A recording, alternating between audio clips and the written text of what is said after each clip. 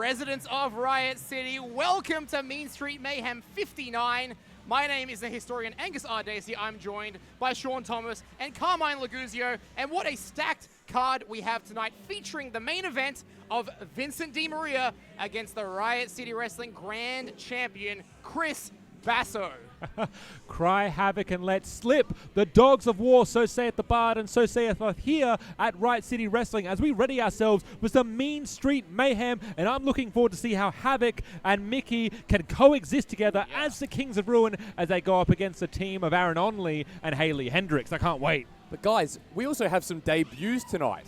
It's going to be absolutely huge. We're going to hear from a podcaster, maybe turned wrestler. All right. Joe Master makes his debut with a big open challenge.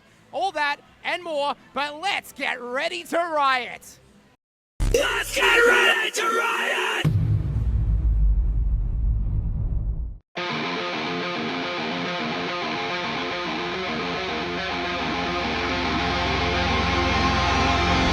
Go! Don't forget I'm human, I'm not alive for your amusement. Lost in your delusion, you don't know who I am. Don't forget I'm human, I got the open wounds to prove it. And you don't get to choose it, you don't know who I am. Who I am.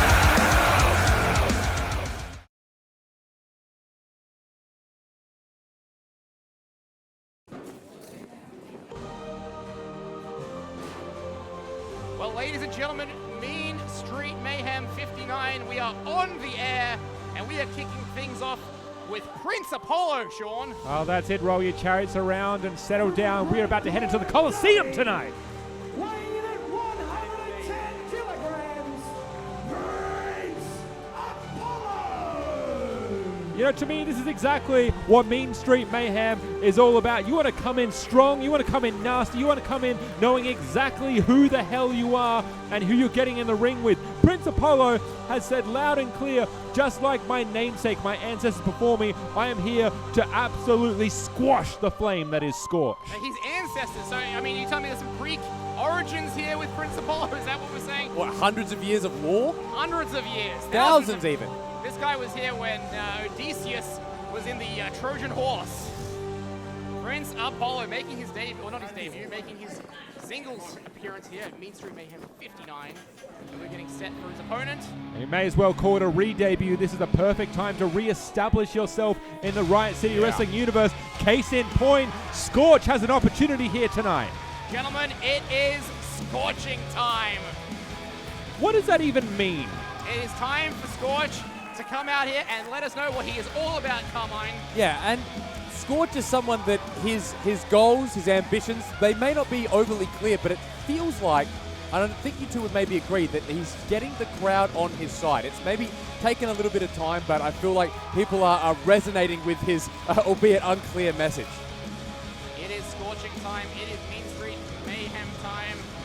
We are ready to get underway with our first match here.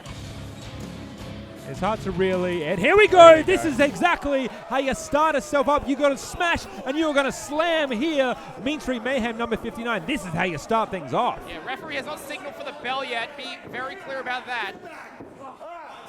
Josh Stewart, gotta make sure both men are ready. Take your robe off, right? Take your robe off and let's start the match. There you go. See, Apollo's giving him an opportunity to get himself settled now. Come on, let's go. An opening contest here at Mean Street Mayhem. We have Scorch, Prince Apollo. If you've never seen either of these two men, and I dare say there are many in the audience who are not privy to the excellent characters that are Prince Apollo and Scorch, fantastic wrestlers, you are in for a treat. Hey, look, I've been very impressed with what I've seen from both of these men lately. Prince Apollo has a unique combination of strength and speed, and he can really take to the air too, can't he, Carmine? He absolutely can. I feel like he is a lot more versatile than maybe he gets credit. But I think what he really needs... Whoa! Oh, whoa. Scorch right onto him. Scorpion splash, a stinger splash in the corner there. See, it's very peculiar that a man the size of Prince Apollo is able to flip and move himself around in the way he does. Consider me impressed at the get-go. But I feel like he really needs to chain together some wins, to really get some wins on the board to level up his position here in Riot City. Yeah, it's one thing to come out, hold on cover, 2, kick out at 2. It's one thing to come out with pomp and bravado, but it's another thing to actually, yes, like you said, get the wins on the board, prove to RCW management that you can go from being on these fantastic Mean Street Mayhem shows to appearing in the Goodwood Community Center, challenging for championships. That's what it's all about, Sean. See here, Scorch talking. I mean, honestly, I can't read lips, let alone read through the mask here, but Scorch with some choice words for Prince Apollo. It's kind of an interesting situation, these Mean Street Mayhems as well, is that, wait a minute, Scorch coming to the outside, caught! Oh. Cut to the quick. You're either going to find yourself facing an opponent who's in a similar level, a similar kind of time in your career, or you're pitted against some of the elite, some of the top members of RCW. You need a sink or swim either way. No, that's very true, because as you guys know, Scorch debuted against Grim. Like, that is the definition of being thrown into the deep end. And he chose Grim. Scorch chose Grim as his first opponent. And Scorch, look, he did a fantastic job. Couldn't...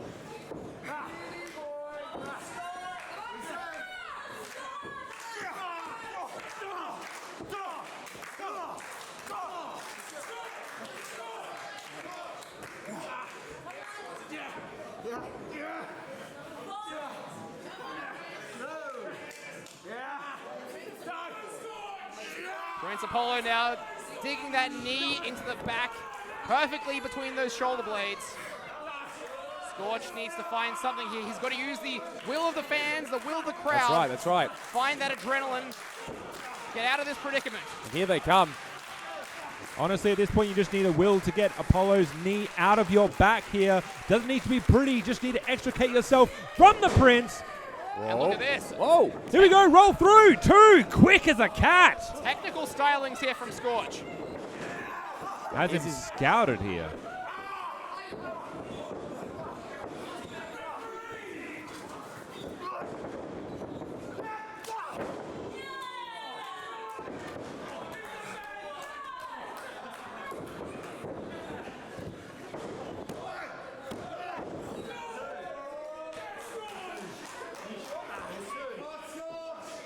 Really going. Now you see here is exactly what you're getting from Prince Apollo. What you see is what you get. The man, as you said, it is bravado. He oozes enthusiasm. He oozes ego, and that's the whole point. This company built on ego. Of course, Matt Hayter, the heart and soul, the official ego. Perhaps Prince Apollo is styling himself in that sort of vein, Carmine? Yeah, he could be, but I guess there's... Whoa. A quick roll up there. I guess there's almost two types of ego. There's the ego that is loved by the fans. There's the ego that is not. And there's the ego that gets you suspended from RCW entirely. Hey, fair point. That's because, right. There's a big social media campaign, #FreeHater. Yeah. I don't know, did you guys see that petition that came up? I saw it. It was a petition based on, Matt Hayter, he gouged the eyes of Dean Brady at our last event. Dean Brady, forced to wear an eye patch at ACW. Matt Hayter suspended because of that, but the fans here think he was done wrong. Yeah, I got to be honest, I actually did sign it. Did you guys sign it? I signed the petition. You did? Absolutely. It was started by Hayter. There's no point in me signing it. The man's going in for himself. Sean, I wonder if Scorch, can't believe you. I wonder if Scorch signed the petition there. Hard chop to the back. It's one thing, you are trained. You understand as a wrestler what it feels like to be chopped in the chest. You can at least brace yourself for it, but just hitting the open palm to the back, it's just rude. It is. Rude and unusual punishment, perhaps. Here comes Scorch. Whoa. Wow. Oh, wow. Goodness! Oh. The strength of Prince Apollo to catch Scorch and deliver that backbreaker right flush across the knee. And you notice he has not let go of his grip of Scorch here, transitioning into that flipping neck breaker. Very, very nice from Prince Apollo here. Look, at the end of the day, Scorch's back has got to be on fire right now, but not the good kind of fire. Pun intended, perhaps? Yeah, it was intended, but he's got to be really feeling it. Prince Apollo saying, how dare you lay your fingers on me? Well, it's a wrestling match, so. It's got to happen, Prince Apollo. Yeah, I've noticed here, Apollo has really not stopped the trash talk since the opening bell here. Constantly talking. The only thing I'm worried about is he's going to gas himself out simply through conversational torture. Oh my God! Shooting You star are kidding press! Misses with that beautiful shooting star press. Scorch rolling out of the way. Standing shooting star press, not something you see very often in Riot City Wrestling, let alone. It takes a lot of athleticism to hit that. Even Unbelievable. more wherewithal to avoid it. What time is it, guys? What time is it? It's Scorching time! It's 7:40. Scorch is firing up here at Mean Street Mayhem. Here you go, gaining a bit of momentum, has the crowd firmly on his side here. One splash. What was it? A scorching splash? A singer splash? Scorching splash, I like it. Off the rope, single hand bulldog this time. Beautiful. That's exactly where Scorch needs to now capitalize. He needs to stay on the offense. He can't allow himself to feel fatigued. You can see the hand on the lower back. He feels the pain, but he cannot let that stop his momentum. That's right, that's right. And this is something we don't see very often. Scorch going to the outside. Now up on the second and now the top turnbuckle. Oh, wow. What is Scorch thinking? Prince Apollo, now's the time to look up. Icarus flying from the sun. Scorch flies too close. Catches that drop kick of Prince Apollo. Oh, absolutely perfection. Northern Light suplex. Yeah, fantastic bridge on that suplex too. That takes a lot of core strength to pull that off. But also the energy to kick out for Scorch after taking such punishment on his back. He is resilient. Scorch, He really is resilient. Scorch, you can throw a lot at him, but he will always fire up and come back. Prince Apollo he has a bit of a temper about him. He does. And he's got to watch that here, doesn't he? He needs to find a way to really hone that anger into something that is able to be utilized for some good here. Prince Apollo, as we can see, has the advantage. You need to know, that's the thing of being an RCW wrestler, being a wrestler in general, knowing your weaknesses and being able to harness that into a strength. And Prince Apollo is maybe wasting a bit too much time here, creating too much distance, too much separation. What's he going for here? Hold on. Oh, no! Oh, my God! To the back of the head. And that's that high risk, high reward here. I have to assume he was heading for a second rope moonsault there. Yeah, well, whatever it was, he didn't get anywhere near there. Scorch with the knees up, a nasty landing for Prince Apollo. And if I'm Scorch here, I'm looking to capitalize right away. Absolutely. Oh, my goodness. Still with some wherewithal here. Prince Apollo fighting out with everything he's got. Yes. Oh, wow. Oh, my nice. God! Angle slam, high angle back suplex. Scorch, I think, was looking for Scorched Earth just before that. That's his version of the Uranage. How the hell is Prince Apollo still standing? What a man! Look at him. He's got strength in his extremities, the legs. Oh, no. Is this a wise idea, Carmine? I don't know, because that looked absolutely like it would have just killed him. You do not tell a god not to fly. He is Look, going to who descend from the heavens Who here. am I to tell him what to do? Is he a god or is he a demigod? We're going to find that out in a moment here. Prince Apollo on that third rope. He's a little bit shaky, but he has Scorch scouted. Fly, Apollo, fly! Oh, no! Another hard landing from a shooting star press, this time from the top rope. Prince Apollo in all kinds of trouble. Scorched Earth!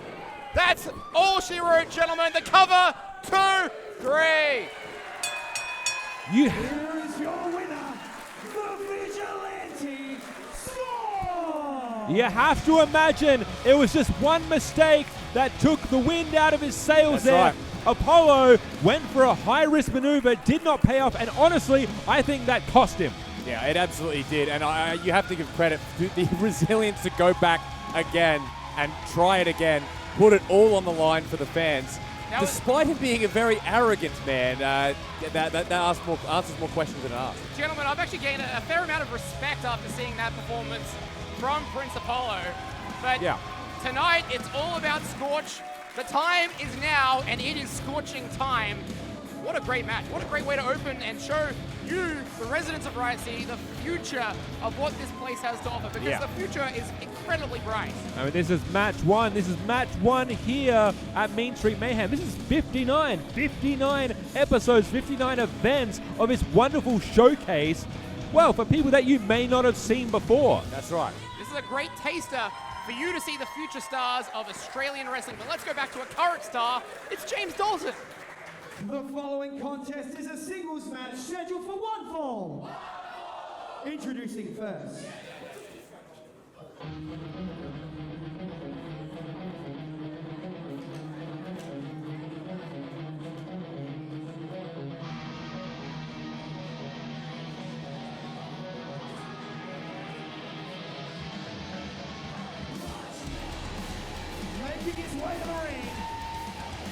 the former leader of the Enterprise, making his RCW return,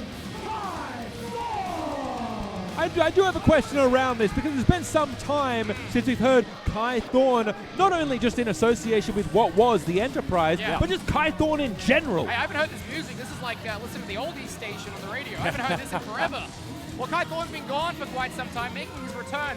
I actually just asked him straight up backstage earlier today, where have you been, man? Yeah, where the hell have you been? He didn't give me anything, guys. He gave me nothing. He's not going to. That's never been him. He's not one to talk to the media, if you will. But interestingly, he had James Dalton introduce him as the former leader of the Enterprise. So clearly, that era of his chapter is over and he's on to new things here. weighing at 83 kilograms, making his way to the ring, Xavier Carter! You want to talk about someone else that, for all intents and purposes, should have a chip on his shoulder. Yeah. I know I would be if Basso put his hands on me. Yeah. Xavier Carter found himself in the midst of a good old-fashioned old guard beatdown. Yeah, and it was a while ago now, Sean, but I don't think he's forgotten about it, that's for sure. I mean, would you? No, of course not. Absolutely not. But look at him. He is looking fantastic. Talk about a blue chipper. I see a big potential, a bright future for this young man. But he's got a tall order against the mysterious, the returning Kai Thorne. Yeah, I find these sorts of matches so fascinating here. Oh. Hold on. Yeah, expect the unexpected here at Mean Street Mayhem. I was going to say, what I find so fascinating about these kinds of matches is you really can't do much homework on your opponent. And it makes it difficult for us too, as broadcasters, to make analysis here, because Kai Thorne has been going for quite some time. I think it was last August since we saw him last. And he's just coming out frustrated here. Well, imagine going away and your faction has effectively been destroyed. Oh, I wouldn't do that.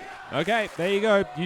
That was on you. Yeah, that's an interesting point Carmine brings up, because yes, he was the leader of the Enterprise. He left the faction, disappeared. As far as we know, they didn't remove him as leader. He just disappeared. What's his relationship to Bob? What's his relationship to your fiancé? Yeah, what's his relationship to Kaitoa? So many questions. I noted he was still coming out to the Enterprise's music earlier, so I'm not entirely sure where Kai Thorne sits on this. Well, here's the thing. It was Thorne Enterprises. Surely Kai Thorne has the rights to Thorne Enterprises. Yeah, well, I'll be happy to discuss copyright law with you, Sean, but what's your opinion on bird law? Excuse me? Now, here's a question. Kai Thorne calls himself the chairman of Thorne Enterprises. How can you be a chairman if there's no one in your stable? Oh, good question. Yeah. Very good question. So I was thinking about Birdman attorney at law there for a moment. Well, whoa, look at that. Scaling through habeas corpus. Here comes Xavier Carter. And that is a way to re-establish yourself. And once again, having found himself in the midst of the old guard earlier, you have to imagine that was a free lesson, as Chris Basso would say, a free lesson on how to establish yourself and how to conduct yourself. And now, nice basement dropping. Well, yes, we're still in the wash-up from Trial by Stone, and we know, hold on, cover by Kai Thorne. We're still in the wash-up from Trial by Stone, and we know the big story coming out of that was the Chris Basso versus Snacks match. Yeah. And Chris Basso doing what he said and taking Snacks into deep water. But it wasn't so long ago that Snacks was where Xavier Carter is. He was a young rookie appearing on these Mean Street Mayhem shows. We talk about re-establishing yourself on these shows. I am absolutely loving the new ferocity, the chip on his shoulder that Kai Thorne is showing loud and proudly up on his shoulder here. He is just absolutely a bit of a madman here. Dropping Carter on his coccyx. Wow, had it scouted that time. See, there's the smartness. Rolling through Xavier Carter, able to trip down Kai Thorne. Oh, nice roundhouse there to the back of the head that time. There you go, Xavier Carter, fool me once. Learning, felt a stiff boot to the side of the head and opted not to feel that again.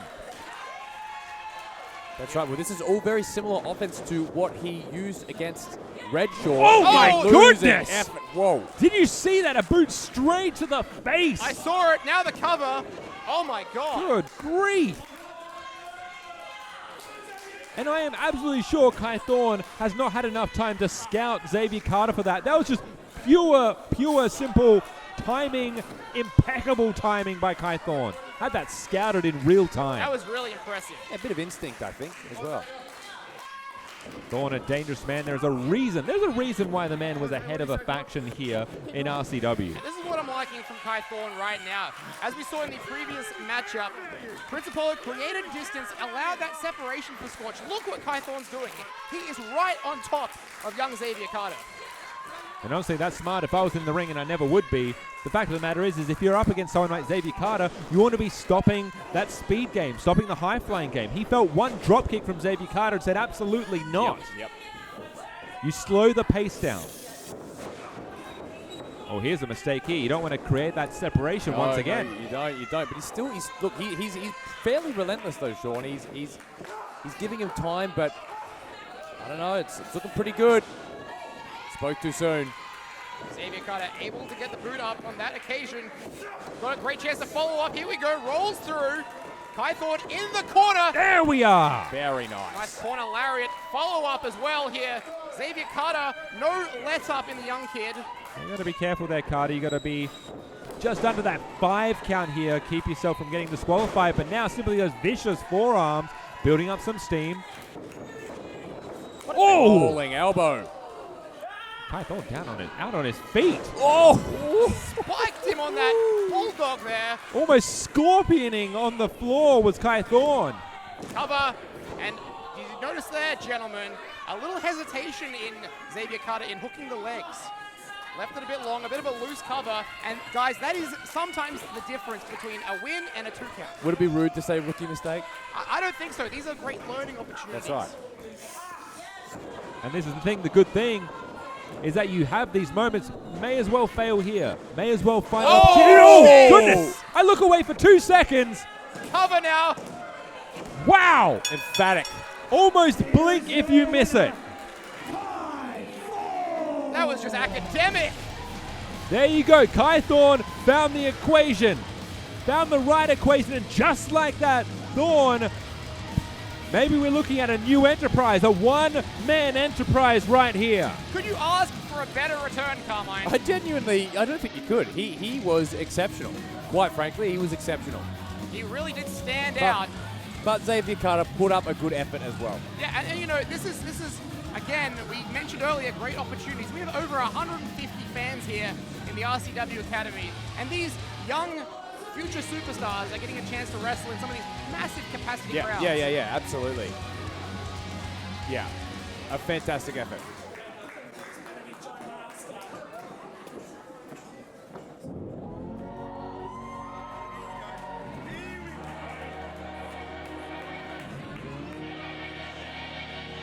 This is the Old Guard's theme. We know we are due to see the Old Guard later tonight. I see we've got several matches featuring the Old Guard and some of the new talent, the up-and-coming talent here at RCW. We're here for Mean Street Mayhem, but Dean Brody, the muscled mercenary, making his way out. you know what? There's never really a wrong time for the Old Guard, I got to say. Are you going to tell Dean Brady no? You absolutely give him that microphone. Well, the only member of the Old Guard who wasn't scheduled for a match here tonight. I mean, 1 eye, 2 eye, doesn't matter. He's a scary man. Let's find out what the chaplain of the Old Guard has to say here. Still wearing that eye patch.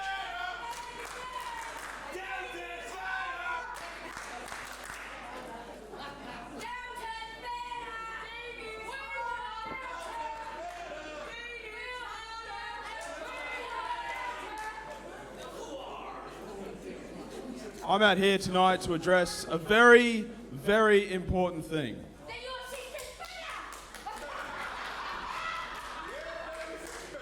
All right, I'm out here to address two different things.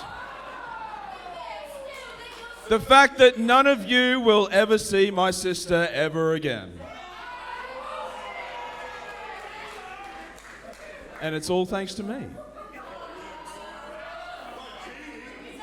And tonight, you will also not get to see someone else. You will also not get to see Chris Basso. And I'll tell you why. Don't worry, I'll tell you why. It's because Vincent Di Maria has not earned the right to face Chris Basso. He has not earned it like Snacks did. And here you go now, drawn the ire of the RCW faithful here tonight. No Chris Basso.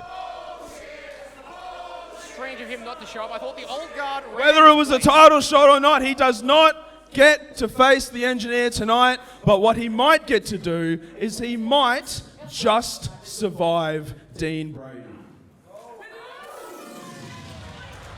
Dean Brody substituting himself as Chris Basso's replacement for tonight.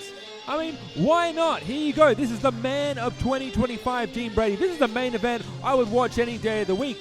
Are you kidding me? Yeah. Vincent Di Maria and Dean Brady? It's an enticing matchup for sure, but I mean, Vincent Di Maria now has an entirely different opponent to prepare for under a very short amount of time. That's honestly too short a notice, but you know what? Look, could it be the move for them to prepare early, get it done, see how it goes? Of course. You gotta heed the warning though here. Dean Brady said it loud and clear. You might just survive. Let's not forget, when you step in the ring with Dean Brady, there's a high chance you may never have an RCW match again. Yeah, that's true. If you step in the ring with Dean Brady, there's a high chance you get suspended as well.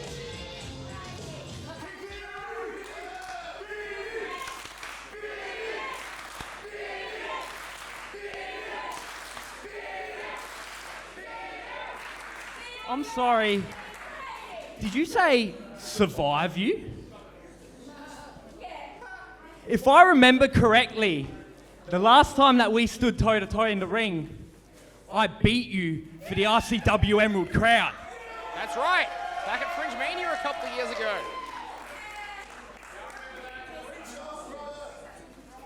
And after what Matt Hayter did to you last month, I think we can all agree that you're not the monster that you think you are. I think Vinny needs to tread lightly here. He is poking the hornet's nest. I need to point out, this is not the same Dean Brady that Vinny faced years ago. And since Chris Basso is too scared to get in the ring with me tonight,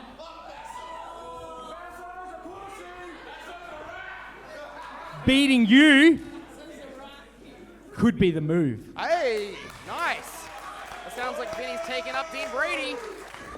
Here we go. We may start early here. Wait a minute. Dean Brady. Oh my goodness, taken clear out of the ring. Hey, well done, CBTM, but guys, that's the music of our general manager. Hey! Hey! I have had enough of this crap of you boys just going out and going into business by yourselves. So if you boys want to fight so hard, how about tonight? Dean Brady, Vincent Di Maria, the main event here tonight. I spoke too soon. Now Good luck, boys. Enjoy. Well, ask and you shall receive. Dean Brady threw down the gauntlet. Vinny, well, I don't know if it's quite wise to accept it, but he has indeed accepted it. We have a new main event, boys. Yeah, Chris Basso is out. Dean Brady is in. It will be Vincent Di Maria versus Dean Brady tonight. And think about the implications of this match. If we get set on May 30th for Key to the City, one of the most unpredictable events of the year. A ladder match, the winner will grab the key and will be able to unlock a championship opportunity, any title, for up to 12 months. And this is the problem here, because I have one question for Vinny. What makes you think you're going to make it to Key to the City? Wow. As I was saying, the following contest is a singles match scheduled for one fall. Introducing first. The world is mine.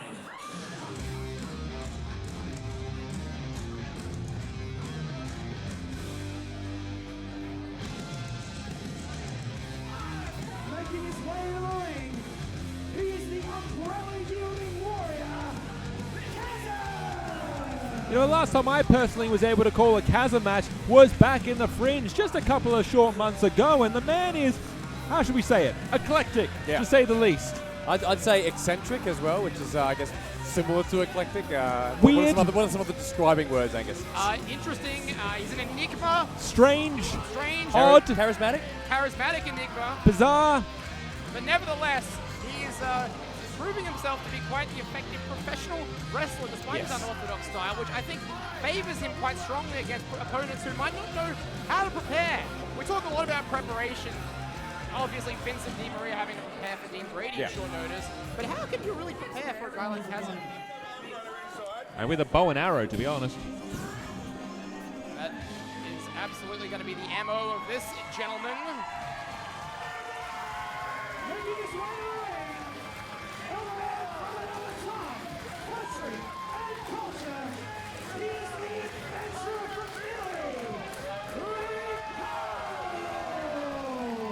Now, it's very clear that the residents of Riot City have resonated with Ricardo. Of course, him making his debut, not in a wrestling match, but with a promotional, talking to the fans and talking about his story about how he came to Australia from Italy and everything. And I feel like the fans are really behind Ricardo. He is not eccentric himself, but also quite an earnest man. He definitely is. And Chasm trying to get a hot start here.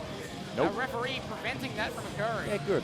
I have a question for you, though. What is something that Xavier Carter and Ricardo have in common? They were both there the night that Chris Basso dressed them down. Yep. Exactly right. And you have to wonder how that has stuck into the head of Ricardo like a well-placed arrow here. He has a chance to show up and show out. I'll tell you what's moved Wait a in minute. Ricardo's Oh my God. head. Wait a second. This is exactly what I was wondering about. This is exactly... Why not? Why not? Oh my God. Whoa! Is that pierce the umbrella? Oh my God, did we almost just see a murder? This is not how professional wrestling matches are supposed Ricardo to go. tried to shoot him. Ricardo. No fear in the adventurer, Ricardo. I was just joking, Ricardo. No fear. Hey, if Matt Hayter could get suspended for poking out the eyes of Dean Brady, could Ricardo get suspended for shooting a bow and arrow at a man? Hey, the fans love him. And my question is, Chasm surely had his life flash before the eyes. What the hell kind of memories does Chasm have in the memory banks there to go through? Chasm's had some interesting opponents as of late. I recall he came up short against Scorch the last time we were here at Mean Street Mayhem. And in that one, remember, Chasm prepared for Scorch thinking he would be hot to the touch. He had those oven mitts. So, very interesting character, Chasm. Very athletic, though, but gets caught with that hip toss by Ricardo. The cover now. Just the 2 count. Very interesting to look at both these men now side by side in front of each other. Very similar builds, very similar heights, very similar length of hair, I would say. Yeah, it's all about the hair. That can be used to your advantage. It also could be used as a weapon against you, I suppose. I was going to say Ricardo may have been smart to title back, but that is a ponytail that is ripe for pulling there. And if Chasm is any sort of smart individual like I think he is, he's going to be doing some pulling tonight. Use it to your advantage. Now, I've been right up close and personal with Ricardo. He's a beautiful head ahead. Now, whips into the corner. Chasm, don't waste too much time here. Oh. Just like I said, Ricardo rolls through. Hard knife edge chop. I really have to wonder, even if you have seen these men in the past, how exactly do you prepare for either of these men? Well, I suppose with Ricardo, you maybe best chance is to go to an archery range.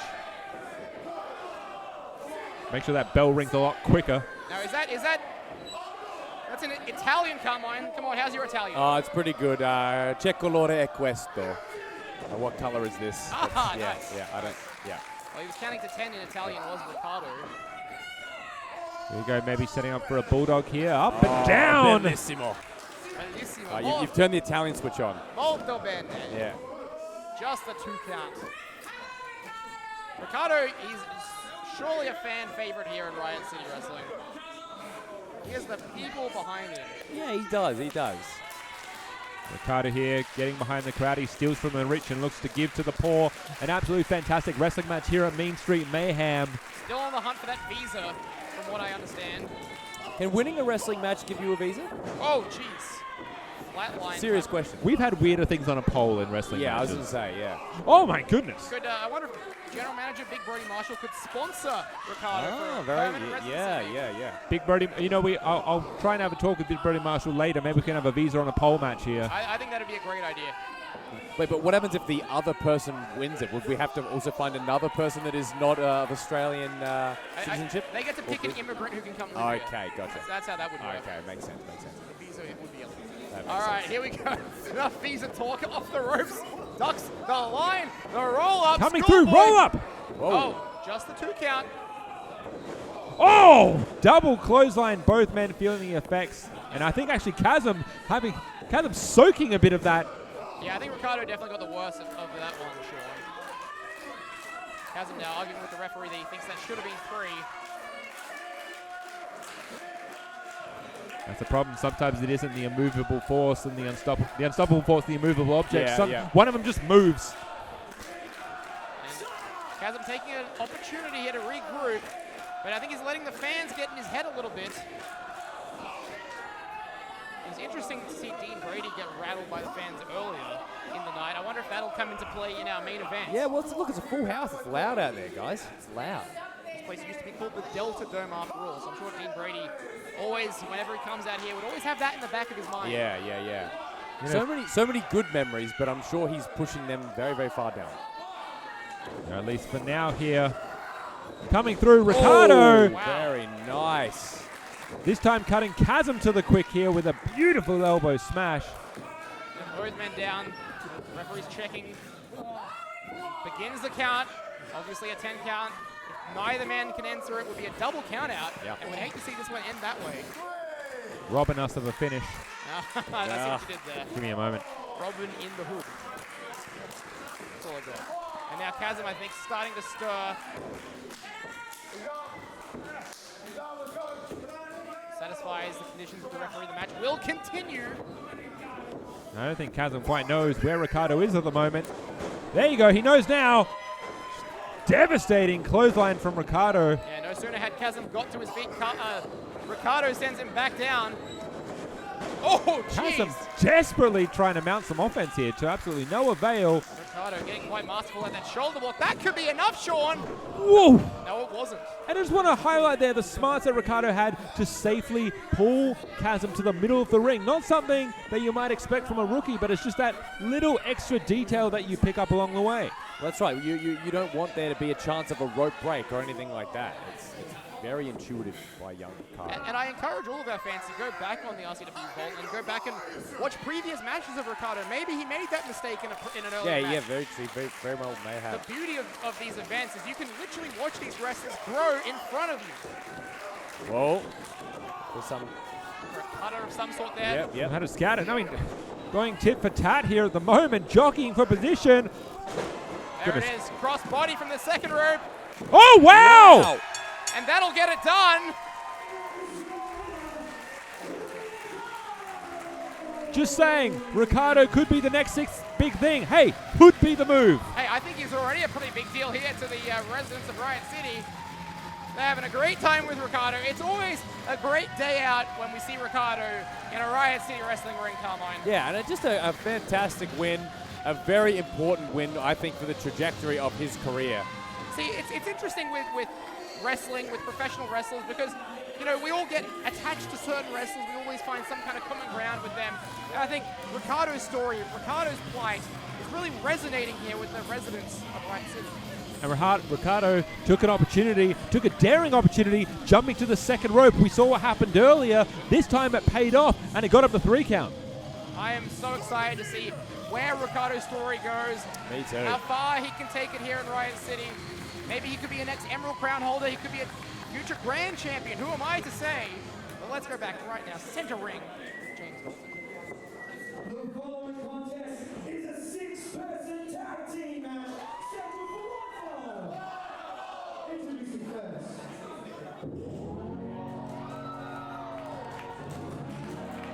Now for the second time tonight, and it won't be the last, we hear the music of the Old Guard as they make their way for a 6-person tag. Yes, the Old Guard actually scheduled to come out now.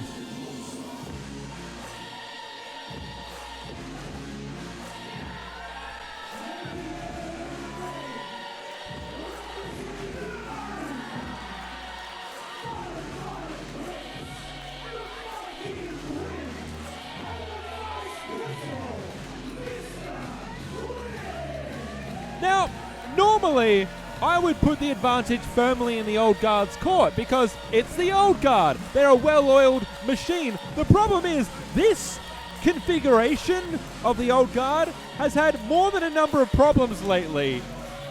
Well, tonight is going to be very, very interesting. We've got Mr. Cliff out here with Grim and Violet Blitz, and we saw at our last event, tensions were starting to boil over between Grim and Mr. Cliff. There was some real animosity there after they failed to capture the tag team championship in that eliminator match. And of course, Mr. Cliff, let it be said, 0-46, Sean.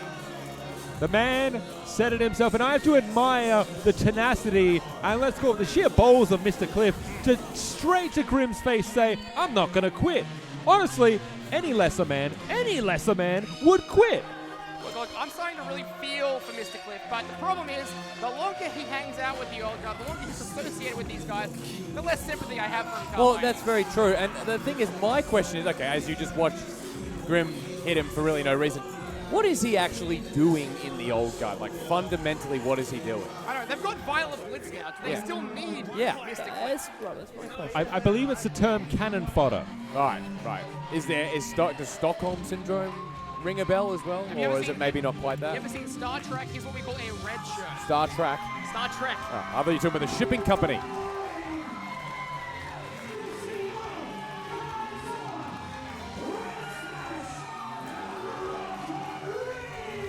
And while this is a fairly new team, especially with the addition of Rocco Reed, here's the thing. Between the Old Guard and the Kings of Ruin, there's a lot of calamity between all the established tag teams here. What an opportunity for a new team to rise up and say, hey, we can actually work together fine. And I need to mention, this is the first time since Reanimated that we have seen Kaitoa in a Riot City Wrestling ring. It's been quite some time. We expected him at Fringe Mania. It was a no-show for yet-to-be-revealed reasons, but now back in six-man tag team action with Red Smash. And guys, it's Rocco Reed! He is undeniable. He is desirable, and tonight he is teaming with quite a interesting combination here. This is kind of a young super team, really. So you want to talk about an encapsulation of the new blood. Old Guard versus new blood right here, encapsulated. Yeah, 100% agree. Like, I mean, I love it. Really a battle of philosophies here. I think it was just a bit of a rock, paper, scissors action going on there, and Red Smash came away with a ticket. And should be known, Red Smash, the #1 contender for the Emerald Crown. some cool new gear from Red Smash too. Red Smash getting ready for a big title fight upcoming. That'll be against Zach Sabbath. Defeated Bob, of course, at Trial by Stone with the help of Kaitoa. So a bit of a budding friendship of sorts between Kaitoa and Red Smash. And a distraction allowing the O'Connell roll cover. Almost a quick victory there. It's very interesting considering one of the big moments that stands out to me in the relationship between Kaitoa and Red Smash is that absolutely insane Canadian destroyer. Yeah. These two have gone to war with each other and gone, let's be friends. Very similar ideologies when it comes to professional wrestling. Here we go, Kaitoa, the legal man. And the tag was made. I don't think Violet was realizing that. And look at this celebration. Perhaps too premature, though. Or perhaps... What is going on? What is this? Oh my god. I thought they were going for an offensive maneuver. What kind of mind games is this? Honestly, the person you don't want to be doing this is Violet Blitz. Somebody that actually makes sense to be in the old guard. Sorry, I have called so many wrestling matches, but I have no idea what I just saw there. We've all got, like friendship handshakes and stuff. That's like some kind of one of those, yeah. Is there a secret club? I think there is, yeah. Yeah, we've got by the way, Rocco Reed. If they did that in front of Hey, Rocco, turn around. Yeah, buddy. The fun times might have come to an end here because the Viking Grim is in the ring. Rocco now trying valiantly, and it's a valiant effort indeed to really take it to the Viking. Oh, my God! All right, fine. Catches him with that V-trigger-like knee. Absolutely, and now looking to pick up some steam. Again, kicking the man in the face. Now you've made a mistake. Yeah, Grim is not going to like that. Oh! You know what? That's Rocco brought back to modern life right here. Instant karma there. Instant karma. But you know what, though? You got to do it. Don't you think? You've got to give it a go. you've got to give it your best kick. You've got to give it your best shot. You have to. Right. This is not the rehearsal. No, it's all right. Listen to this. Mr. Cliff from inside of the ring is yelling, "Tag me." The pure joy in that man's face, wanting to prove himself. And you know what? That's exactly what it is. It's Mr. Cliff either trying to prove it to himself, the audience, or just the members of the old guard that he is worth something. Yeah. It's fascinating to me because it reminds me of, you've ever had a situation where you've had a boss who just doesn't like you for whatever reason. No matter what you do to show how hard you can work, what you're capable of, they just won't promote you. That's what I feel for Mr. Cliff in the old guard. Yeah, I feel like the reason is a double-digit number, unfortunately. What are we on at the moment? 0-46. And every show, it pains me to go to the records and look, how many losses has Mr. Cliff had? I'm going to say, and now Mr. Cliff isn't even on the apron anymore. He was denied the tag from Grim as we see Violet in the ring now. Mr. Cliff is right on the outside. And Violet, doing the work of the old guard here. I think she's impressing Grim, impressing Chris Bassett wherever he is. Yeah. Oh, wait, Rocco Reed counters out. Rocco Reed now, this time, one suplex. Here we go. Gonna switch it up here. Speaking of counting, can we maybe hit 47 suplexes? Rocco Reed, look at the hips, rotating over. They're not looking for the third one. This time tags in Kaitoa. I think the third one's copyrighted. Oh, there it is. Here you go. We're seeing nice. that party cohesion here. The trio working together. Oh Look my at God. this. Up on the shoulders of Red Smash is Kaitoa, Oh my God. and it's effective. Wait a second. How is Grim comparable in height between the two of them right now? Insane. But 2 is greater than 1. Drive-by kick there from Kaitoa. I don't even know who the legal person is at the moment. I believe Kaitoa made the tag when Rocco Reed was delivering his 3. Oh, no! Doesn't matter who the legal person is. Well, that certainly wasn't legal, but the referee's back was turned. I don't know. If the back is turned, I guess it's legal. Yeah, well, if I steal from a shop and the police don't catch me, is that legal? Technically, no. Logistically, yes. There you go. All right, now Grim in the ring with Kaitoa. Of course, we remember the battles these two have had. Who can forget back at Brutality, back at the Big Shed when Grim chokeslammed Kaitoa from high up in the Big Shed. Yeah, there seems to be a generational hate from Grim towards Kaitoa. He hates it. Well, Grim is in the old guard, and he is clearly the new blood is rubbing him the wrong way. That was the ethos, the goal of the old guard. Oh, listen out. Oh, my good grief. Well, there goes his lungs. And the goal of Kaitoa right now will just be to breathe after this. The man's chest is caved in. It's done. It's gone. It's missing. You can see again, Mr. Cliff absolutely begging for a tag in. You're going to talk about the loathing that the big man has. I think there's no more ire than there is directed towards Mr. Cliff himself. Oh my God. Take a moment, those at home. Look at the chest of Kaito already after just 2 massive chops. We're sitting here in the RCW Academy, pretty far away. We've got headsets on, and we could hear that clear as crystal. Here we go, going for number 3. You've had the 3 suplexes. Here's the 3 chops from hell. Wait a minute. Hold on. Yeah, I don't think Grim realizes he's reprimanding the referee. Oh, he jumped right over him. Yeah, the Katara Crusher from Kaitoa now has got to make a tag. Both Rocco Reed and Red Smash are fresh. The benefit of all that chops in the corner, allowing his 2 partners to recuperate on the outside. Yeah, both Rocco Reed and Red Smash very fresh relative to the man who's being choked out in the middle of the ring right now. It might be over right here. Just look at the limp body of Kaitoa, unable to even get 3/4 of the way across the ring. And Grim positioning himself between Kaitoa and his partners. Honestly, I'm shocked that Grim released that hold. He may have had it right there, but he wants to simply inflict more punishment, case in point. And you wonder if Grim could just do this one as a maybe 2-on-3 handicap match with Violet, because so far Mr. Cliff hasn't seen a lick of action, Carmine. I want to say, what's that? 4 missed hand tags there? Yeah. 5 maybe? And look, I guess they just don't have faith for Mr. Cliff in ring, quite frankly. That's what it is. And whether you think it's earned or not, that's what it's coming down. I'm not trying to defend the old guard, but that's what it comes down to. Well, that's the thing. I agree with this. Don't put him in the ring. But then my question to you is, why is he in your group? Well, sooner or later, Mr. Cliff has to win a match. I think that's got to be the mentality of the old guard. So it's an investment. It's an investment in the future. They're poisoning his mind. Uh-oh. Wow. Oh! That was a nice crossbody, second rope cover. Lateral press, only a 2 count though. Kaitoa looking up just long enough to see Violet Blitz come crashing down on his body. This is really the story of two teams right now because Kaitoa desperate to tag out, Mr. Cliff desperate to tag in.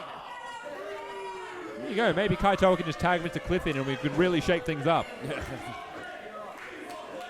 There you go. Now, this is pure old guard classic vintage tactics here. Isolate and destroy. Does you hear that? Do you hear that? Yeah, the fans clearly chanting, "We want Cliff." Unfortunately, I think the fans are going to be left on a cliffhanger here, as I do not think the teacher is going to be allowed into the classroom tonight. School may not be in session tonight. Residents.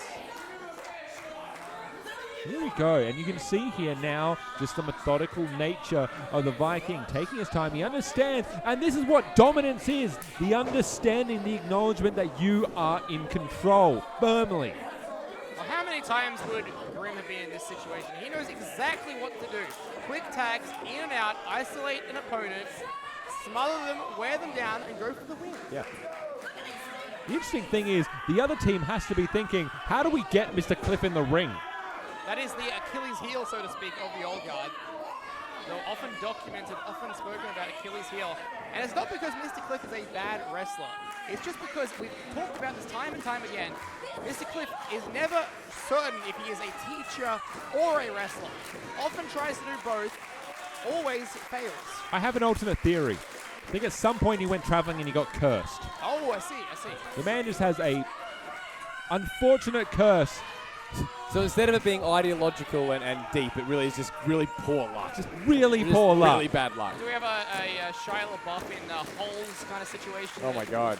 Gently yell, that's... Generational family curse. Yeah. You know, while we've been talking here, Kaitoa has actually found a way to get a bit of momentum and finally extricate himself from the old guard, and now is the time. It's that Kaitoa cutter. Who's he going to tag? Wait a second.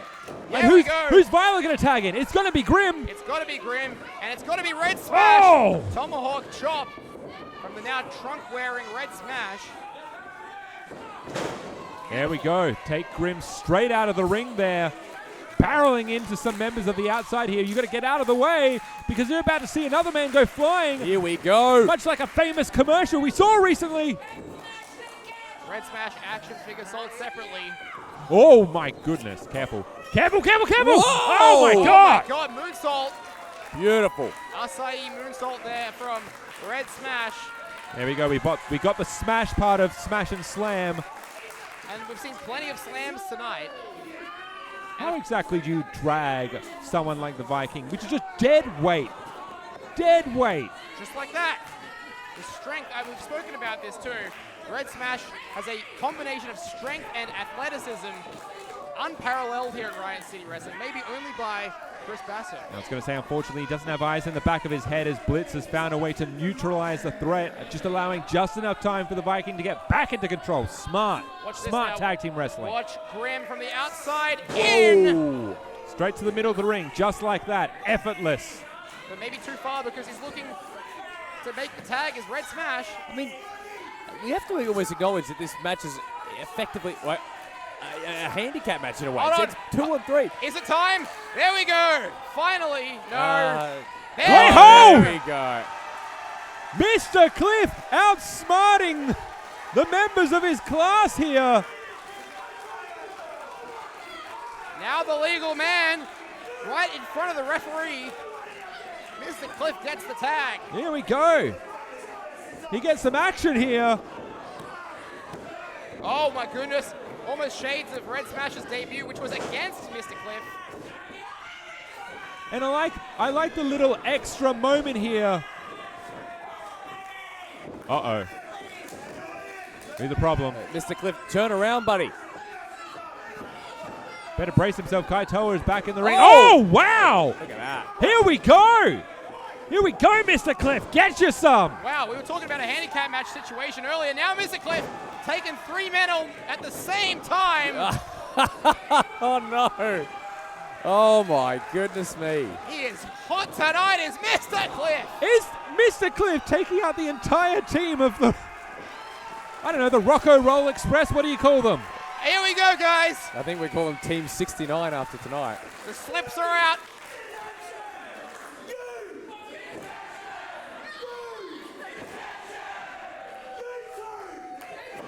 Surely not. Is he going to do it? Can he bring himself to do it? Not on his own teammates.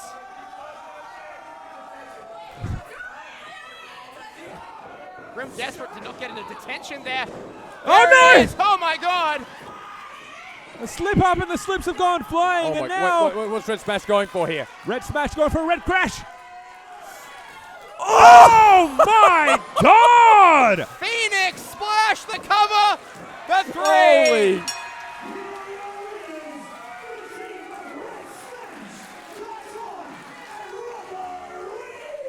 Red Smash had time to have a cup of coffee while he was up there in the ring. That was one of the most gigantic Phoenix splashes I've ever seen. I'm blown away. That was just, yeah, you're right, the airtime. It felt like he was just floating. And let it not be missed in this. Mr. Cliff now 0-47. And the old guard taking an L here at Main Street Mayhem. Well, what a great first half. And do we have a new trio on the scene here?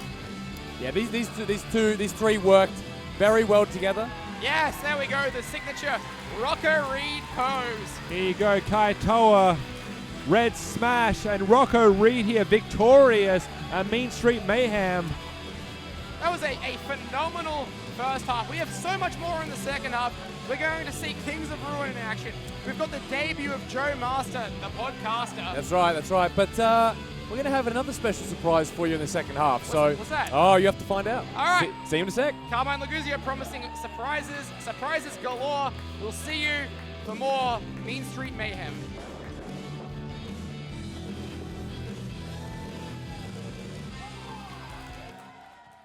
New from Riot City Wrestling, it's Mean Street Mayhem Smash and Slam. Dude, did you hear Riot City's coming back to the RCW Academy? Of course I know. It's going to be mayhem. Yeah, it's got everyone. It's got Red Smash. It's also got Mr. Cliff.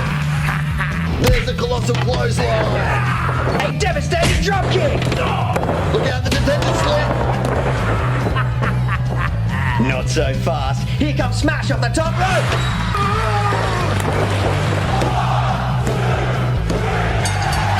It's just so close to the real thing. It is the real thing. Riot City Wrestling presents Mean Street Mayhem 59 Smash and Slam. It's a real knockout. The following contest is a tag team match scheduled for one fall. Introducing first. I mean, surprises upon surprises, right? I mean, you do not look like Carmine to me, my friend. I do not. Hopefully I'm more handsome than Carmine. No comment. Of course, Big Brody Marshall, our general manager, joining us here for the second half of Mean Street Mayhem 59. And we've got Haley Hendricks, this young firecracker, making her way out with some tag team action. Brody Marshall. Yeah, with the young Aaron Onley as well, but Haley Hendricks, a little superstar in the making, I think. That's what I was going to ask you, because I know obviously Zach Sabbath came up to you and requested this tag team match. Is there any particular reason why you gave them Aaron Onley and Haley Hendricks? What do you see in this new crop of talent that is coming up here through RCW? Look, these guys are the future of Riot City, right? So it's about giving people a chance, giving them a chance to shine. Intergender, something different. So it's all in their hands. It's a great opportunity for us having the general manager up here. We can ask you all kinds of hardball questions. And We'll keep it light tonight, I think. I'll fumble my way through, gentlemen. You're going to talk about hard-boiled. Let's talk about the simmering tension here between these members of the Kings of Ruin that are about to come out.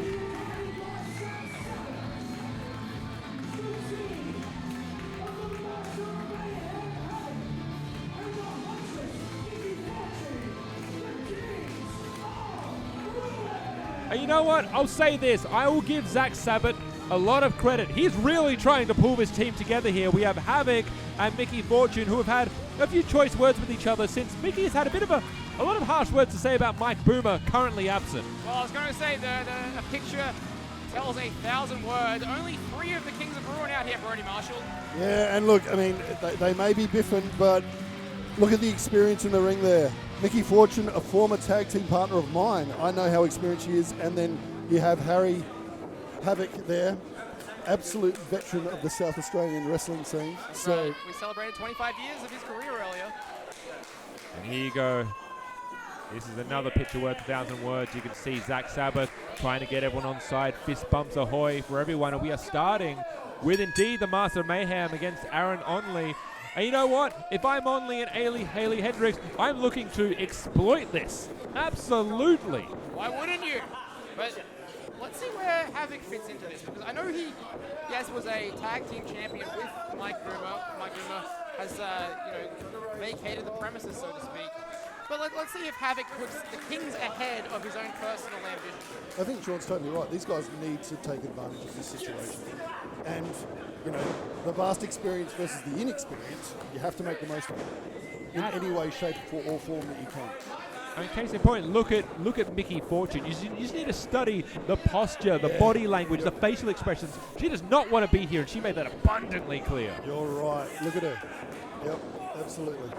Oh, nice work by her. I'm going to say, meanwhile, in the ring, it is elementary at the moment. Havoc and Aaron Onley, there is a vast experience difference, and that is why Aaron needs to look for every advantage. I mean, look, holding his own at the moment here. Yeah, I've been impressed from Aaron Onley from day one. That's why they call him the impressive Aaron Onley. I just think he's looking for that signature moment, that signature victory, and you can probably talk more about this, Big Brody Marshall. Yeah, no, absolutely. You're right. He needs that standout moment to set him apart and really raise his profile within RCW. And talk about, for the moment, the individual who hasn't been in the ring here, Haley Hendricks. The very first time I saw her was during the Riot City Rumble in a tremendous showing. We had a really good look at her at that tag team match at our last Main Street Mayhem event, which was in another configuration of the Kings of Ruin. I believe it was Mickey Fortune and Zach Sabbath on that evening. A more cohesive unit that night. I will say, as much as I'm going to be talking evenly about these two teams, the Kings of Ruin needs to figure a way to get themselves in check. And that's why I'm giving all the credit to Zach Sabbath, because he realizes that this is not the way you gain wins. You need to be a formidable team, and the Kings of Ruin, when they're cohesive, work well. And this is not cohesive. Yeah, I totally agree. And look, experience might get them through this match. Who knows? But what if they come up against a seasoned tag team? How are they going to fare then? Here we go. Yes, a matchup I've been very excited for since this match was announced. Let's see how... Oh! I don't know about that. Oh, clever. I'll say this is a bit of that old school Kings of Ruin here, the aggression, that ruthless ferocity that Mickey Fortune is so well known for, and that's the rest of the Kings of Ruin are as well. Yeah, Mickey Fortune's got... We talk about chips on their shoulders. Mickey Fortune came up twice against Chris Basso, failed to capture the grand title on both occasions, and since then, we could almost argue that coming out of that issue with the old guard, the Kings of Ruin are much worse off for it. Haley's doing the right thing. She's really going to use her pace here against the brutality that Mickey Fortune possesses. Tripped up there by the Huntress. PK kick there to the chest of Haley. Here's my issue, though. Mickey Fortune is spending a lot of time blaming a lot of other people, blaming Mike Boomer, blaming the Kings of Ruin. But you said it so yourself. She came up short twice, despite the Kings of Ruin coming to her aid, and that is going to create some animosity. I think, maybe, just maybe, Mickey Fortune needs to do some inwards reflection. It's a good point. It's a very good point, Sean. Well, my question to you, Big Brody Marshall, who knew... Oh, hold on a sec. I'll save that thought for another time, perhaps. Yep. We're about to see a massacre. Look Just at give it a moment. Yep. Yeah, Mickey Fortune. Haley, read the room. Yeah, Mickey Fortune not taking those lightly. Hold the phone here. Oh my God! Wasn't even a slap. That was a thud. That was. Hang on. Oh, Jesus! Getting some gods and monsters flashbacks there, Brody. I think her soul just left her body.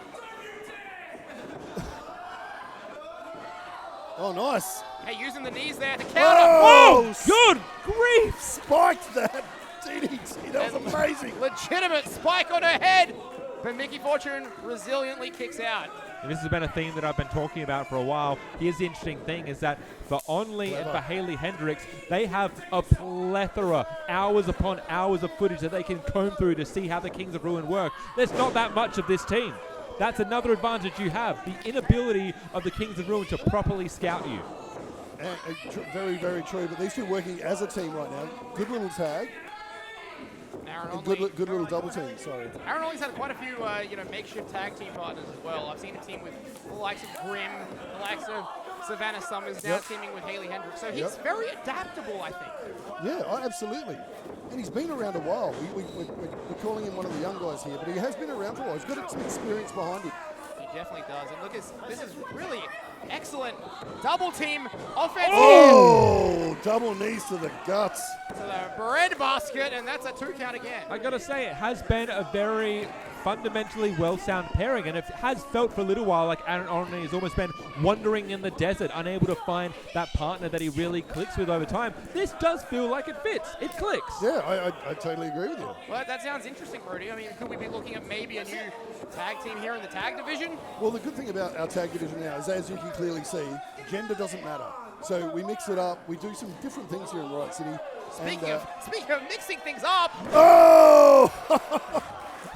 Wow. These two are working very cohesively. Cannibal sets on there. Cover. Oh. 2 count only. And let's not forget that there's another member of the Kings of Ruin here, Zach Sabbath, on the outside, who has been working night and day, it feels like, just to be the glue that keeps his team together, and he almost just saw his team eat a defeat here. Eats a sliced bread there. Does Mickey Fortune cover? This could be it. Count again. Of course, Brody, Zach Sabbath has to have his eyes set on Red Smash because that is the #1 contender for his Emerald Crown. Absolutely. Any hints on when we might be seeing that match? Sooner rather than later, my friend. Let's hope so. I'm excited. Oh, tag there made by Havoc.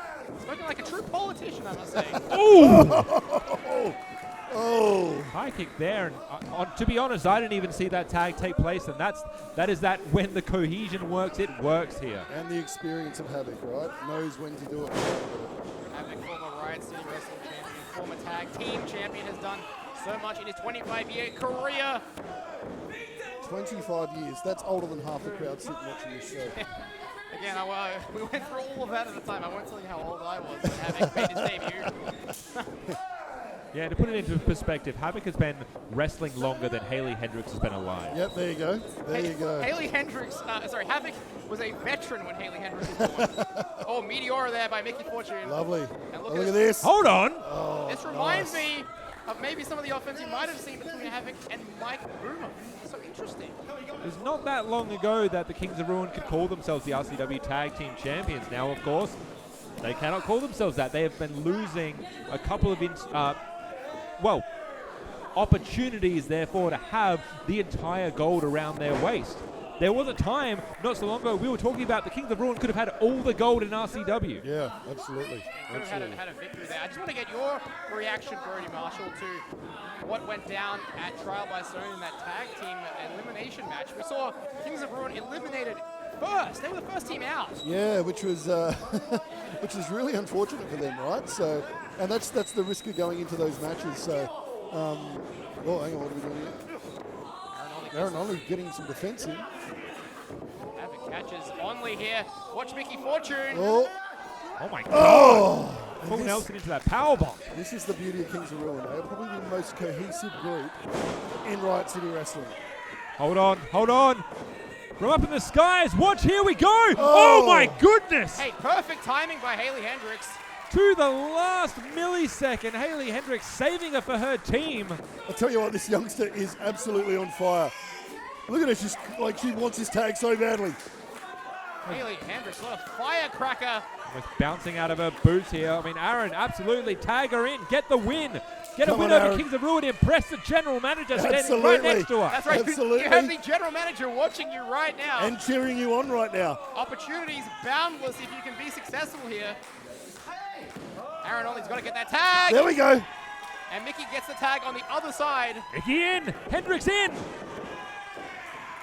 Oh, celebrating a little bit maybe prematurely. Oh, here we go. Hendricks at this juncture. Oh my goodness! Arguably quicker than Havoc.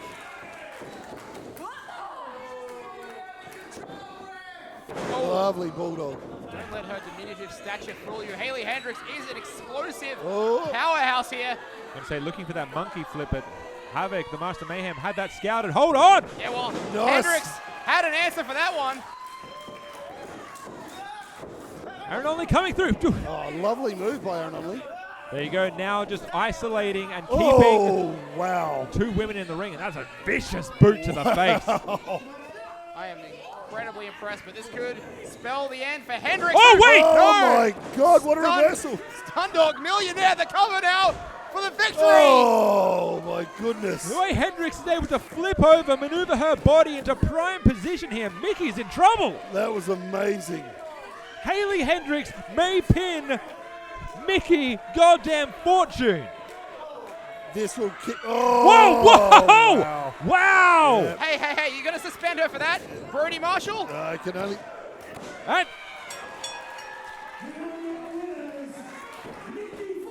I wonder if Dean Brady has any more eye patches around. Hang on. Yeah, but did you notice Zach. as soon as the match was over, Yep. Zach Sabbath was right in there. I don't know if I need to suspend. I think Zach's going to do the work for me. Oh, Wait a hang on, minute. Here we go. Hey. Everyone coming into the fray here, just trying to. Oh. Wow! Oh! What the hell do you think you're doing? That is not how we do things. I taught you better than that. Zach Sabbath saying, I taught you better than that. Yeah. The shitty attitude. And I'm not gonna repeat what Havoc just said. Tell you Okay. what. We're about to see an implosion here. How many referees do you have out the back, Brody? We only got the one tonight, so.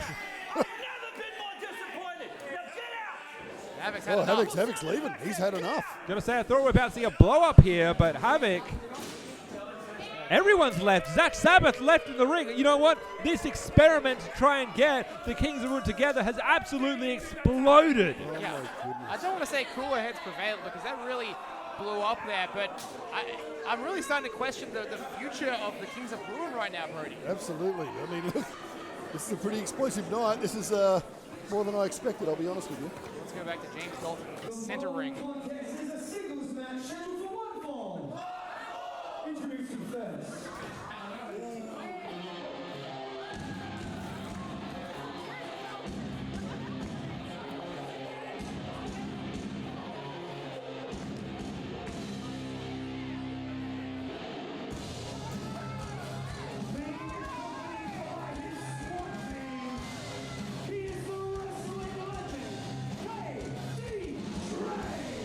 You know what? I never thought I would say the words Katie Trey and endearing, but it's the strangest thing to me that is exactly how my partner has described Katie Trey. An Oh. endearing man, a fatherly figure. Look, I see it in another way. I'm very sorry for Katie Trey. I'm sorry that he has to resort to using his paid employees as friends. That's really what's happening here.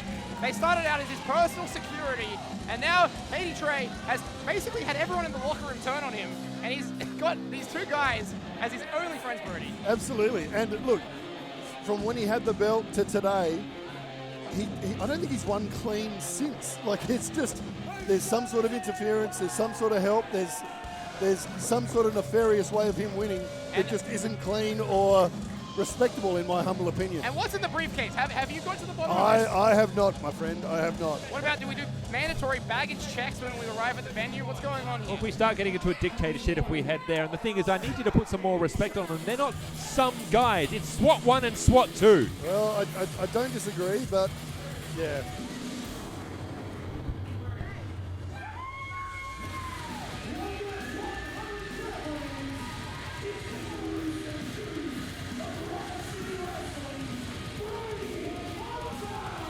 Brody Hunter getting ready for his second ever match here in Riot City Wrestling. Of course, currently undefeated, beat Mr. Cliff in his debut.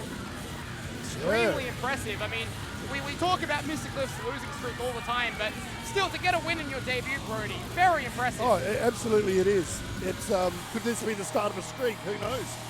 Yeah, it's been very interesting here. I know we've called this Mean Street Mayhem. We're about smashing and slamming, but I've seen someone shoot another man with an arrow. I've not got a metal briefcase in the ring. We got a hockey stick in the ring. It's absolute carnage here. Every match essentially could be a no disqualification. We'd be just fine. We've also got a briefcase as well.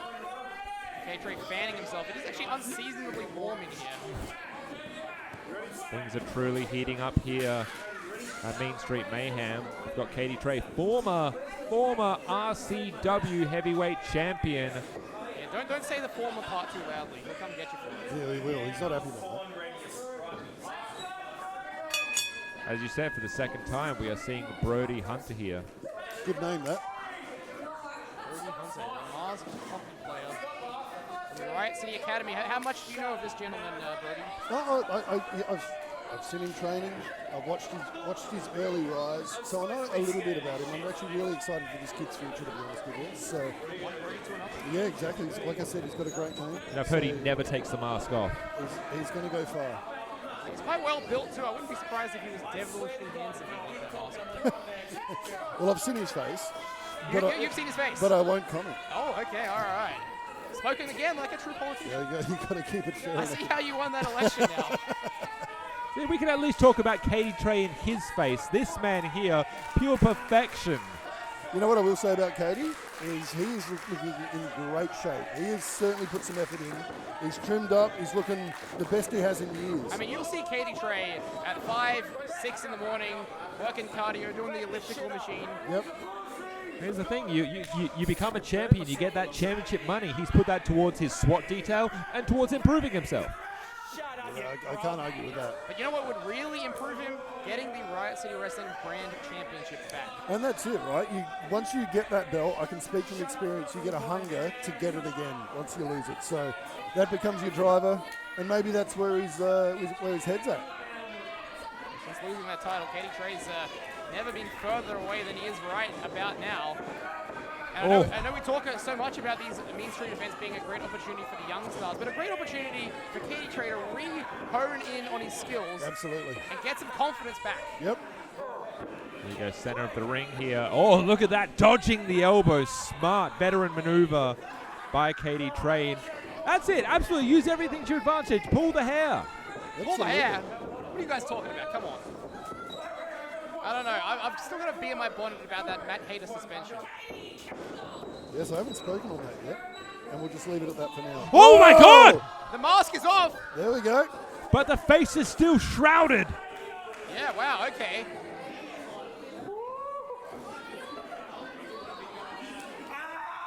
You know what I will say? I think you're correct. Devilishly handsome is the word I would use. There you go. We didn't have to wait too long for that. That's good.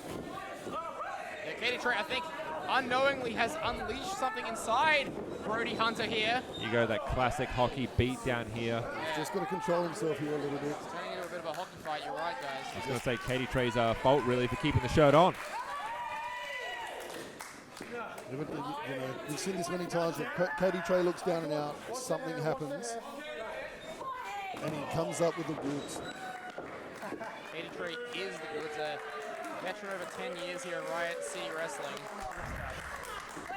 And like you're saying, Brody's second match, these are the things that sort of establish yourself within Riot City. Getting these matches under your belt. I was about to say, I think Brody waiting too long for Katie Trey to get back in the ring, but that was a little bit of a veteran instinct there. Yeah. Only 2 matches in to wait and bait Katie Trey. Absolutely. And now has the top wrist lock. Going up to the top turnbuckle, or the second turnbuckle, I should say. It's been kind of a crapshoot tonight to see what happens when you're heading to the top rope, whether it's success or failure here. Ooh, Katie just really feeling that one. Did that get a nerve, you think, in the trapezius of Katie Trey? Yeah, hit somewhere. I mean, you know all about neck pain, neck I injuries. do know about You neck should have injuries. a little bit of sympathy. Yeah, totally. I will say that this is Mean Street Mayhem number 59.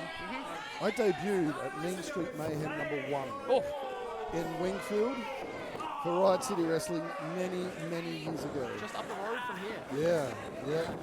Oh, wow. And the referee saw that. The referee saw that. And you know what? I just want you to take one last look here. Okay, I thought they were about to be evicted. Blatant interference. Come on. What is going on with that referee staff here tonight? They You're getting the wrong idea on Katie Trey though. Like I want to take a moment here. Oh, again.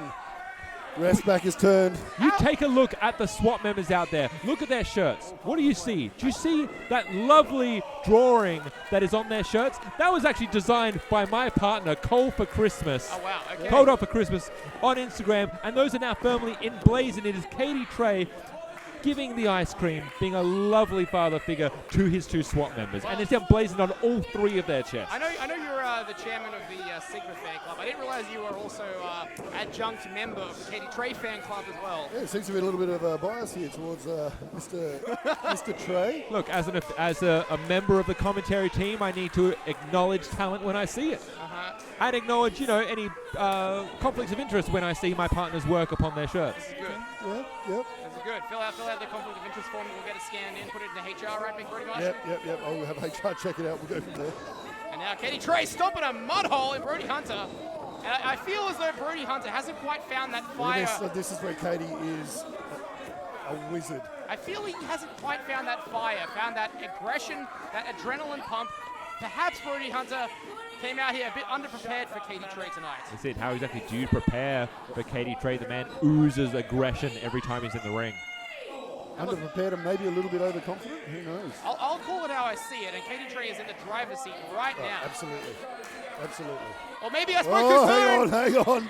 Hey, not afraid to be proven wrong from time to time. And latching himself, but Katie Trey had it scattered again. There we Just go. when you think Hunter has a modicum of momentum, it is cut to the quick. An iota even. Here's the thing though. One thing I've noticed is since the mask came off, Katie Trey's been on top. Yeah, I think you're right. I thought perhaps the mask would unleash something. We saw a little bit of that, but the fire is slowly coming out of Brody Hunter. You can just see the exhaustion setting in. He's a limp, lifeless body right about now. It's almost unnerving to see the way in which Katie has just been methodically tearing Brody apart. And you raise a good point. I guess the longer this match goes on, the more it falls in Katie Trey's favour. You can see that Brody's looking gassed. He hasn't had many matches under his belt. This is all still learning. And look at this, buys himself a time, a chance here. Might have thought offense, but thinks recuperation, catches his breath in the corner, enough to get out of the way now. Hold on. Lovely. Lovely left-hand strike here, the southpaw that is Brody Hunter, Yeah. I believe. Fellow lefty like myself. Snake eyes. Lovely. This is what I need to see out of Brody Hunter. You can see him grabbing his waist there. I think you're right. He is absolutely gassed. That thing, 5 minutes in the ring can feel like 50. Absolutely it can, especially when you're first starting out. Hold on, Spin. cover now. Hooks the outside leg. Did turn Katie inside out there. That was lovely. But look at him. He's gassed. Yeah, he's This is having where a he needs to suck it up. These are the 1%ers, right? Exactly, and look, it's taking a bit longer than usual to get to his feet. But again, look, he's all the way across the ring. He's going to have to burn energy to get back to where Katie Trey is. And just like I say, Katie Trey gets that boot up. Absolutely. And that's the problem. Katie Trey is used to these longer matches. Oh. Lovely sidewalk slam. Well done. Hold on now, this could be it. Center of the ring.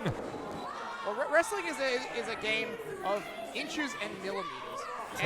And the longer you take to exert yourself to pull off a move, the more it actually hurts you in the long run. Agreed. It's also a war of attrition. The longer this match goes on, the longer it does favor Katie Trey. Absolutely. Here we go now. Again, burning up precious energy again. Here we Nobody go. home. And capitalizing. This is the Trey way, the Katie Trey way. Katie Trey. Oh. No wasted motion. And Oh. just a 2 count. No wasted motion, guys. That's what it's about. And Katie Trey, just the more efficient wrestler in this one, I think. Absolutely. And that's that experience shining through, right? And years of being in the ring and years of having matches like this.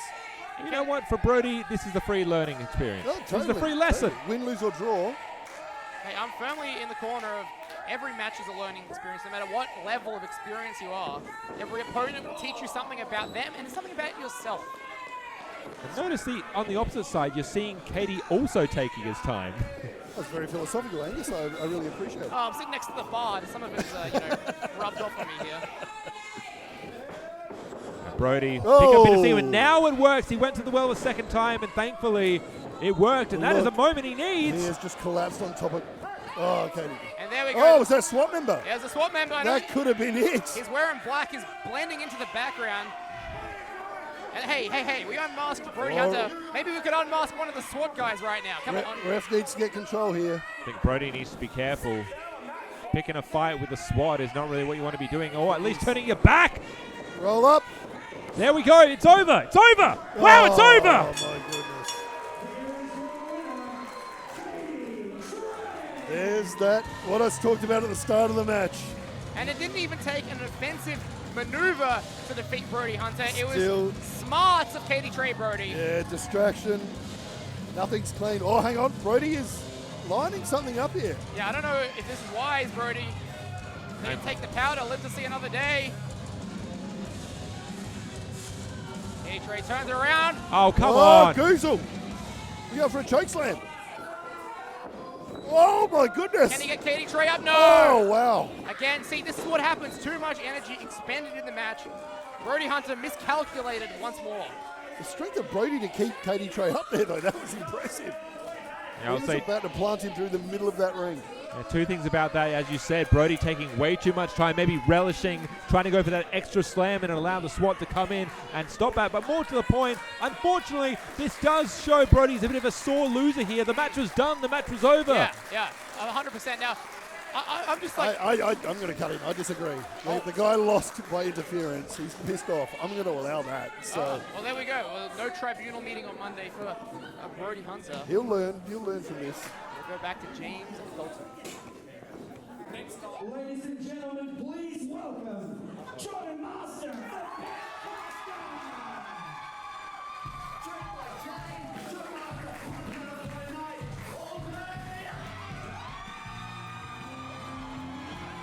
Guys, this is time for the debut of Joe Master, the podcaster. I've been waiting for this all night. Well done to you, Brody Marshall, for getting the talents of this man at Mean Street Mayhem 59. I am really excited. Look, the crowd love him. Look at this. I'm really excited to see what this young man has to offer. You know what? Debut match. As a podcaster of almost 10 years myself, I feel you should have at least come to me to talk about some podcasters that I think would have been great wrestlers.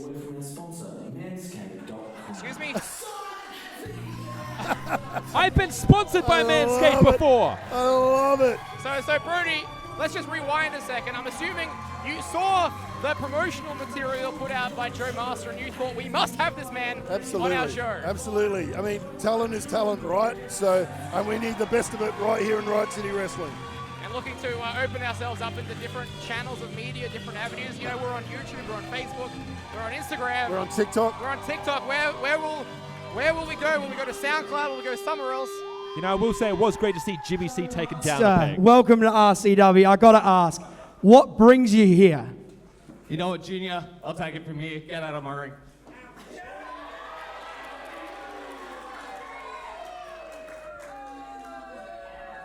Hurry up. Riot City Wrestling! Let me just say it is an honor and a privilege for you that I am here tonight. When you are the greatest podcaster of all time, you get real good. Real good. What? You get real good at summing up an audience just like that. You just like look at a guest and you just get their whole vibe. Like, let's have a look at you. You with the beard. What's it like sleeping in your car? Cracking singers and putting let's see. Oh my God. Look at this chick over here. Look at her eyeliner. What's it like running a not-for-profit OnlyFans?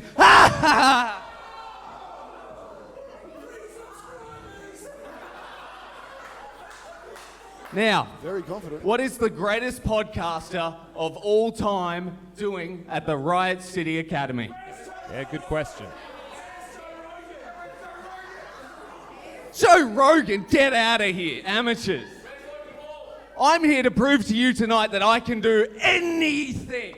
And that includes beating anyone in the back who's dumb enough to come out here and give me a challenge. Wow, calling out the locker room. At this point, it might be one of the audience So members. Riot City Wrestling, show me what you got. All right, open challenge time. Oh, goodness, I hope you can back it up. That is a big call. Do you reckon Chris Basso has enough time to get back from wherever he is? Show this man a lesson.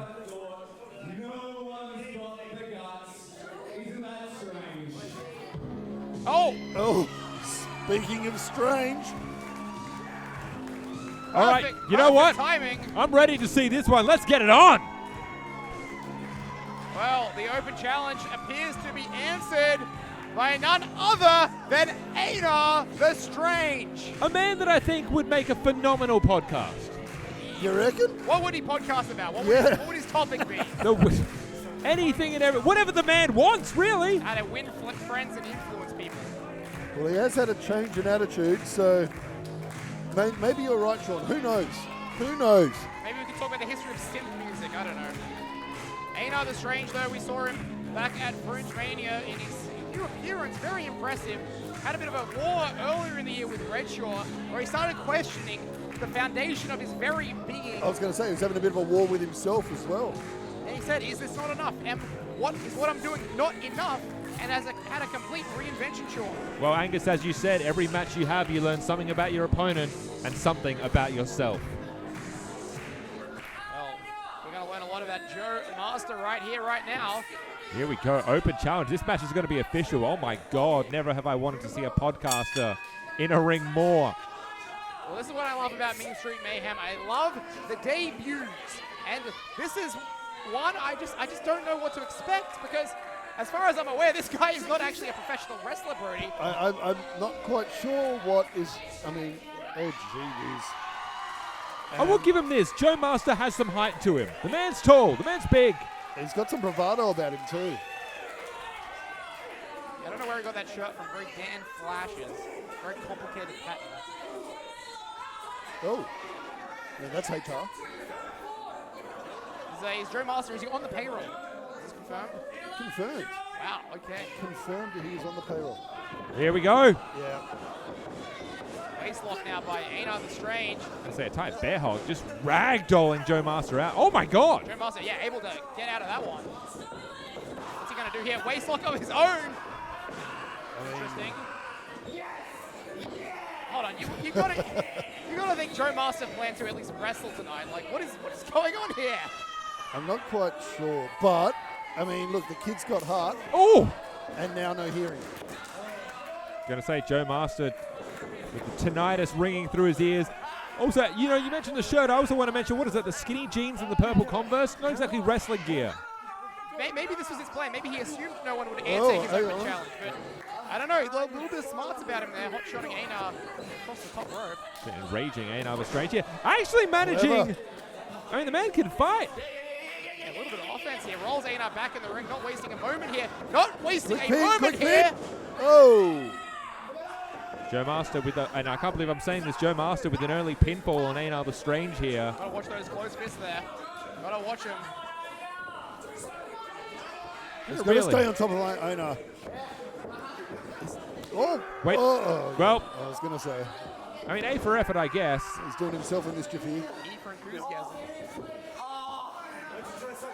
Yeah, I tell you what, now that I'm 33, I'm starting to experience lower back pain myself, so I can empathize with Joe Master. Oh, look at that. Wouldn't have done that, though. That's why I'm sitting up here, Sean. Here we go.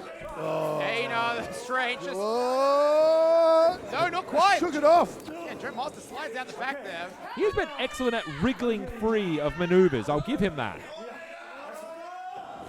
Oh, careful! Oh, wait a minute! Whatever works. Okay, I have never seen that before. Pin, roll up. No, surely, no! Wow, boy!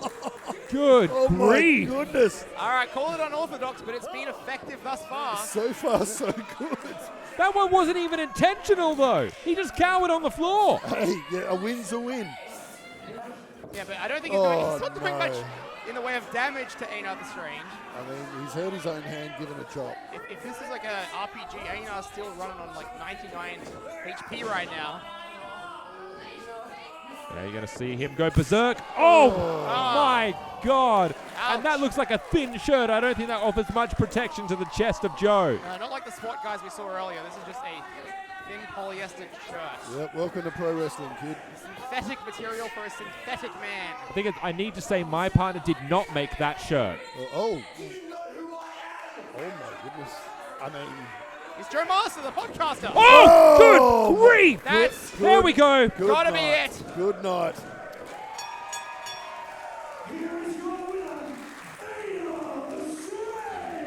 Pay dirt for Anar the Strange, and Joe Master might be reconsidering his foray into professional wrestling, Brody. Well, I will say, surprisingly good. Better than what I expected, let's put it that way. For a man with essentially zero wrestling experience. Zero wrestling ability. He got a roll up and almost the win.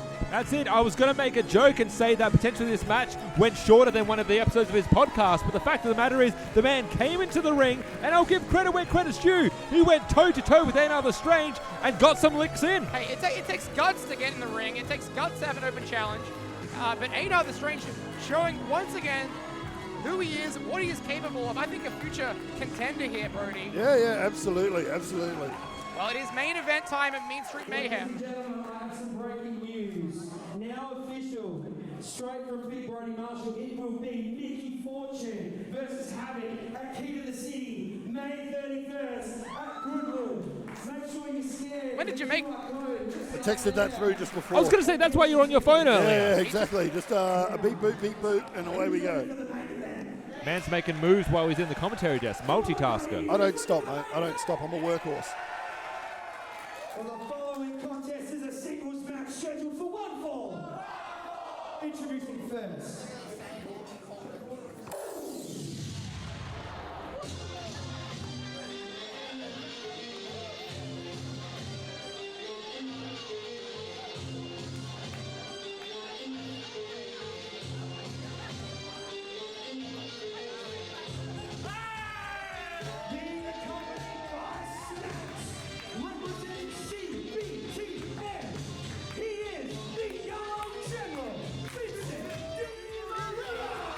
All right, guys, it is time, main event time.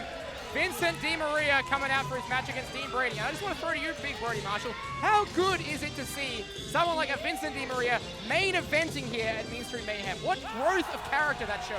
You know, we were talking about this show, and we were talking about the guys starting out. It wasn't too long ago when we were talking about Vinny and Snacks in this very same conversation. Now look where they are. Well, look where Vinny is as well. Like, the bloke's been overseas. He's wrestled in Japan. He's come back here. He has got a wealth of experience and is a #1 contender. And it shows so much confidence that you have in him that you could advertise him in the main event and sell out the venue here tonight. Absolutely.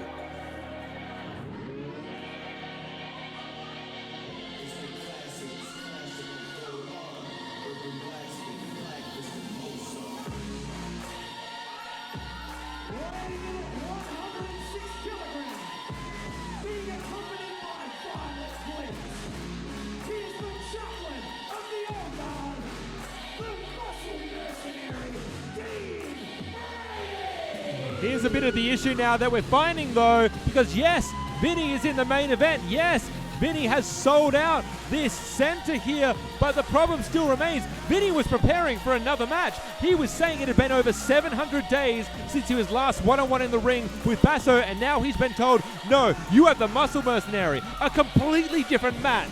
And we remember that. We were on the call for that one, Big Brody Marshall. Vincent DiMaria and Chris Basso in Vinny's first real big test as a singles wrestler and a real match of the year candidate. Yeah, absolutely. And look, I called this match tonight because I am sick of the old guard just running rampant on here. If we're going to fight, if we're going to bloody get into it, let's do it in a match and see who the real man is in this situation. And they often say the old guard runs this place, but really you are running this place. Absolutely. And this is what I like to see, really flexing your power. I think that gets lost on people sometimes, and I just need to come out and reinforce it. Well, here's the thing, though. I'm going to ask you this. Vinny didn't know this match was going to be changed. Before we get this match underway, we have two cars that need to be moved immediately. One is a green Holden Commodore with the number plate S480AJA, and another one is a Toyota with the number plate S805BYH. Thank you.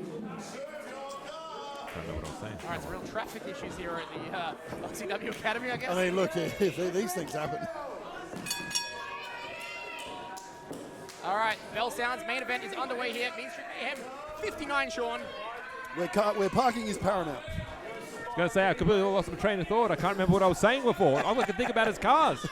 Cars 1, Cars 2, or Cars 3? No, you were saying that Vinny was preparing for a match with Chris Basso. Well, I was going to ask you, Vinny has just found out about this change tonight. How long has the old guard had this potentially in place? How long have they known that Chris Basso was not going to show up tonight? Honestly, I put this to you, Brody. I think he got played. I think they knew this whole time that you were going to come out and make this swap. They presented Dean Brady as the option. I mean, look, you could be right, but this will test the mettle of Vinny, and we'll just see what the lad's made of. And I'd say this, I'd rather have Big Brody Marshall making these decisions than Dr. Richard Gudo, let's be real. But also, as a pro wrestler, you need to study everyone in the locker room. You need to be prepared for anyone at any time. So, you know, I get what you're saying, but also, you know, here's a test for you, Vinny. Let's see how you go. That's it. The very first time that I called a match with Vinny was up against, well, Boomer. A long time ago now. That was my first interaction with seeing Vinny on stage, my first experience with him, oppressed from the get-go. He did not come away with a victory that night, but the man proved he was a man to look out for going forward. And look at him now. Absolutely. That's so fascinating that was your first introduction to Vinny, because that was his return match from training over in New Zealand in the Farley Dojo. Of course, his last match before leaving was against Chris Basso. Absolutely. Vinny just taking that chop, Dean Brady laughing, and Vinny just firing up. I loved it. And Dean Brady's got to be thinking right now that Vinny is the guy that beat him for the Emerald Crown at Fringe Mania. Yep. And how big was that? We had the crowd standing on their chairs at that match. That was one of the loudest receptions. If you watch that back there, there are fans standing. They're blocking the camera. Absolutely. It's hard to go back and watch that one because the fans were just unhinged. That was a great night to be on commentary. You look outside the ring, you see Snacks as well. Snacks also came away victorious in a three-way match with Dean Brady also in the match, which allowed Snacks to get that Strength Cup, which allowed him to go one-on-one with Chris Basso. Absolutely. And you've also got Violet Blitz out there too, so...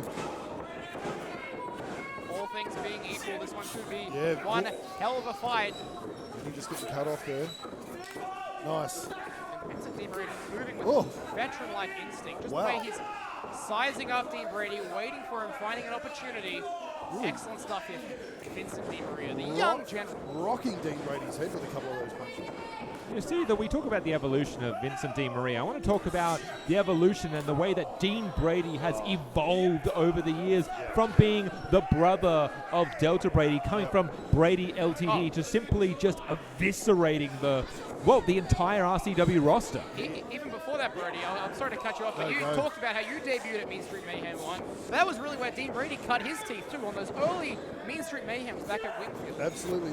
These shows are so important to young wrestlers.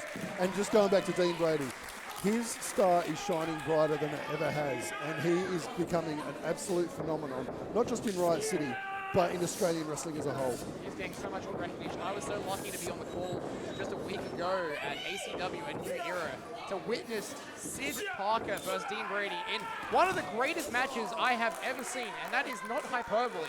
You see Dean Brady standing in the ring alone, and I'll say I was on call for what I would call the match of the Tour and World Series Wrestling. Dean Brady went one-on-one with Matt freaking Riddle. Absolutely, absolutely. Just making waves everywhere he goes. Dean Brady is turning heads, and who knows, it might not be long before a major international wrestling company comes calling for him. Absolutely, and well deserved. Oh, here we go. We see on the outside now Violet Blitz running interference here. They're getting into it with Snacks. Oh, Dean Brady thought he had the upper hand, but Vinny with a cut off, but it's pretty even now. You know, I got to say, it's a bit of a scary thought. We've talked about the fact that Dean Brady is known for sending you packing. What happens if then Dean Brady follows you? He goes international. Yeah, I don't want to know about that. I mean, think about all the wars that Dean Brady had with his sister in Goodwood Community Center. Can you imagine doing that in a stadium or an arena? Absolutely. Might not be too far from reality soon enough. And on the outside, Vinny and Dean Brady going at it. That was an emphatic beat of the chest. That was insane. And technically, Dean Brady's eliminated Matt Hayter from Riot City Wrestling on 2 occasions now. One by his own hands and another by yet again that that suspension you gave to Matt Hayter, Big Brody. Well, Down Under gave it to him, and I've supported it. Yeah, So, well, that's what I'm talking about. You're the one making the decisions here. Correct. You could overturn it, but you haven't. I haven't yet.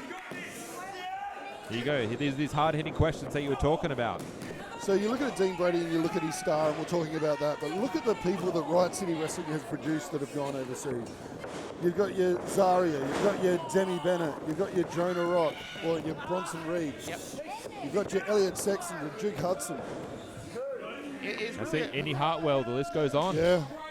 And you're right, not just people that have been developed here specifically by Riot City, but those that cut their teeth in Riot City, like Buddy Matthews as well. Buddy Matthews, very, very early on.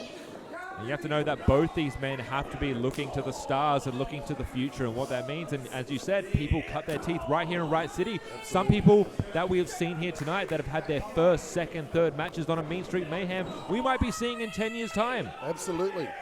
I know, just as an anecdote recently, JJ Furno was over in DDT Pro Wrestling, and really he got his first big big interstate taste of professional wrestling right here in Riot City. Our finger really is on the pulse. Professional wrestling. Yeah, while we've been talking here, Dean Brady has been maintaining momentum, and now Vinny looking to gain some of his own. Yeah, Brady now unable to swat Vincent DiMaria. The strength of Brady is phenomenal.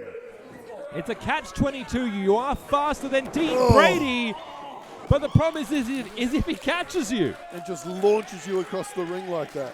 The strongest man in Riot City Wrestling. The strongest man in probably Australian wrestling. Well, since I retired, yeah. I mentioned this over in XCW, but I was lucky enough to be at the Australian Wrestling Super Show. And I saw Dean Brady take it to 5 other heavyweights, the best heavyweights this country has to offer. Hold on. Ooh. And he really stood out amongst them all. Yeah, the bloke is an absolute tank. Look at him. Bloody tank. Dean Brady just keep completely enveloping and overshadowing, shadowing over Vinny here at the moment. Is very much taken control, and exactly right. He's a muscle mercenary for a reason. He's a physical menace. He's just a menace, full stop. But an educated menace, right? Like, he's smart with his moves, he's smart with his wrestling, and he uses his power to the best of his ability.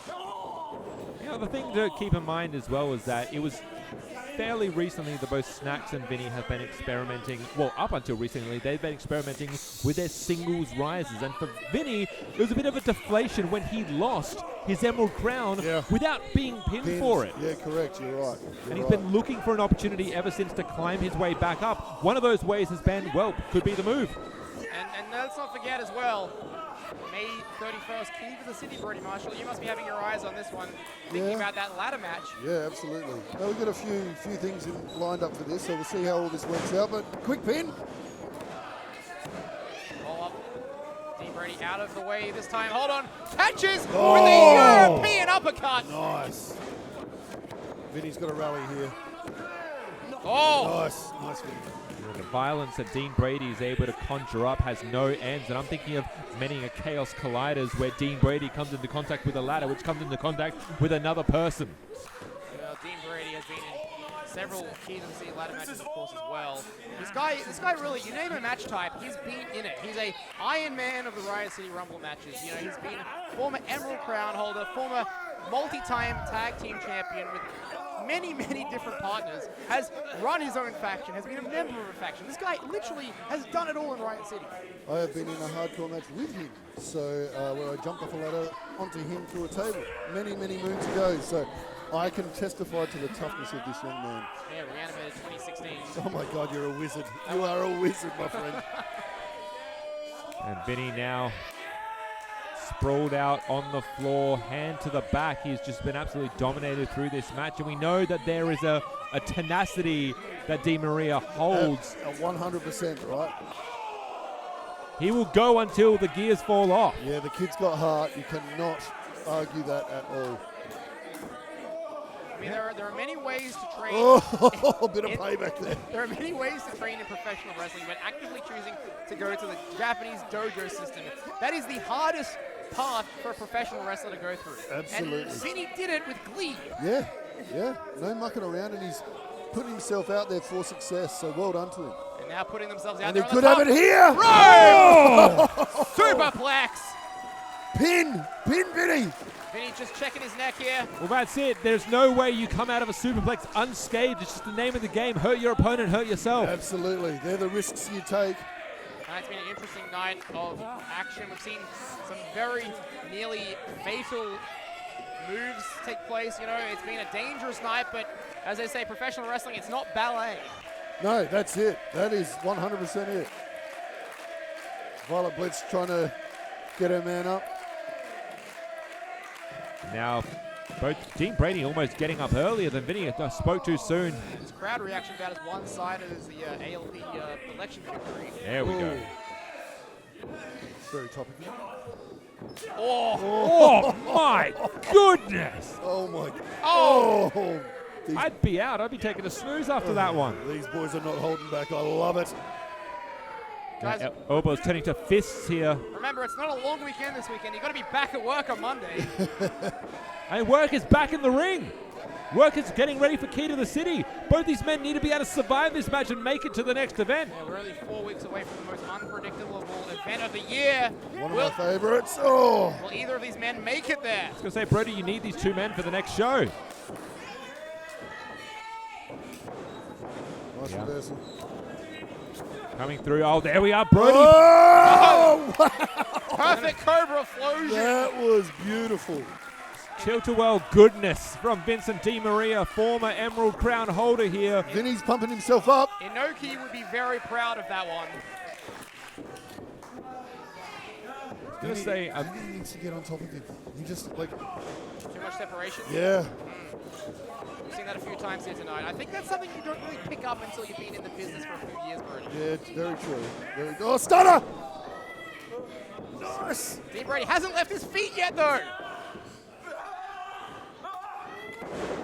Beautiful, beautiful. Pin, Vinny, pin! Here we go, here we go. Cover, hooks the outside leg. Oh. Kick out at 2. you know, you talked about separation before. I have to say, look at the separation on the outside. I am actually surprised at the restraint, for the most part, that both the Old Guard and Snacks have shown in not really getting involved. There is no Chris Basso here tonight. We don't have Ben Rosenthal on the outside. Grim is probably tearing, well, Mr. Cliff into a couple of different pieces. Absolutely. Absolutely. No, it's good. They've kept this very fair. I think, like us, Snacks and was incredibly invested in the outcome of this one. Oh, no. Dean Brady caught him. Shot. Oh, nice by Vinny. Vinny up. I don't think Dean Brady realizes. Muscle Mercenary in a dangerous position here. Whoa! Leg Beautiful. lariat. Vinny, center of the ring, has an opportunity. Yeah, this time from the top rope. Vincent Di Maria, This cover, is it, this is cover, it. Surely cover. not. Surely Oh! Wow. not. At least for the moment, not now. The Muscle Mercenary getting his shoulder up and keeps himself in the match for the... I mean, look, not for nothing. I'm not sure where he is. I'm not sure what he's doing. But absolutely, you know Chris Basso will have his eyes on this in one way or another. Oh, absolutely. That is Chris Basso. He will be all over this no matter what, or where or when. Tell you what. Oh, wow. And he slides through, though. The ease at which Dean Brady picks people up is frightening. From anywhere. Yeah, from absolutely. any position. Even this long Like into a here. match. Oh, my God. This Case man- in point. This man's endurance is unmatched, too, because we are deep into this match now, and he is Oh. throwing Vinny around still. Oh, my big spear. God. Cut in Big half. He's spear. dead. Big. He's not even done. Follows this up with one of his favorites, the Chaplain of the Old Guard. sit-down powerbomb. That is academic. That is the end of the evening Kick out, for Vinny, Vincent. kick out, There we Vinny, are. kick That's out, it. Vinny. Yes! There was no life in Vinny at that point. He had to be flopped over. I go back to what I said before. The heart in this kid is bigger than bloody Farlaps. Unfortunately, at this moment, you've just now enraged Dean Brady by not staying down. Yeah, but Dean Brady's got to be careful here. Like, getting this rage and losing your mind isn't conducive to a win. I got to say, this is where Brady switches it into another gear. If you have him in a hardcore or no rules match, this Wow. is where he flips it. Speaking of hardcore, what is he doing? Yeah, I think he's flipping it now. Under the ring. Ref checking on Vinny. Just double checking, Brody, this is definitely not a no disqualification match. No, this is not. You haven't made any texts since we've been sitting here. No, I have not. I have not. Brady finds his signature baseball bat. Well, look, Brady's got to be careful here. Yeah, Snacks. Oh, Snacks. Yes, get it, Snacks. I think Snacks now getting involved, and now Violet on the other side here. Oh, wow! That is the third crown jewels that Violet Blitz has exploded tonight. Well, These guys are going to have to see a fertility clinic next week, I think. Going for a spear again. Vinny have it scouted. Hold on. Vinny now. Vinny. Oh, jeez. hook the leg. Nice block by Vinny. Vinny just, nice. He's going to force it. There we go. He forced it. Brady Oh, no. Josh Stewart goes down. It's like the Ford Theater all over again. F4! Reversed! He's going for the F5! Oh! There it is, the X-Plex. Wait a minute. What the hell? Snacks out of What the nowhere. hell? Swanton, guys. Swanton bomb. Snacks coming out of nowhere, inserting himself into the match, in the ring. But unfortunately, I will say this. There is no referee. Here comes the ref. Here comes one. Two. But the foot. Wow. There we go. The foot is on the ropes here. Dean Brady managing to get his foot on the ropes in the last second. Violet Blitz putting that foot up on the ropes and then walking away. Yeah, I think we saw two different things there, Sean. Yeah, very clever of her and very smart. But I'll give it credit to Josh Stewart for seeing the foot that far out. Yeah, Center of the absolutely. ring. STF. STF now, center of the ring. That's Dean Brady's. That's his submission finisher. Dean Brady has nowhere to go. He's in, you're right, dead center of that ring.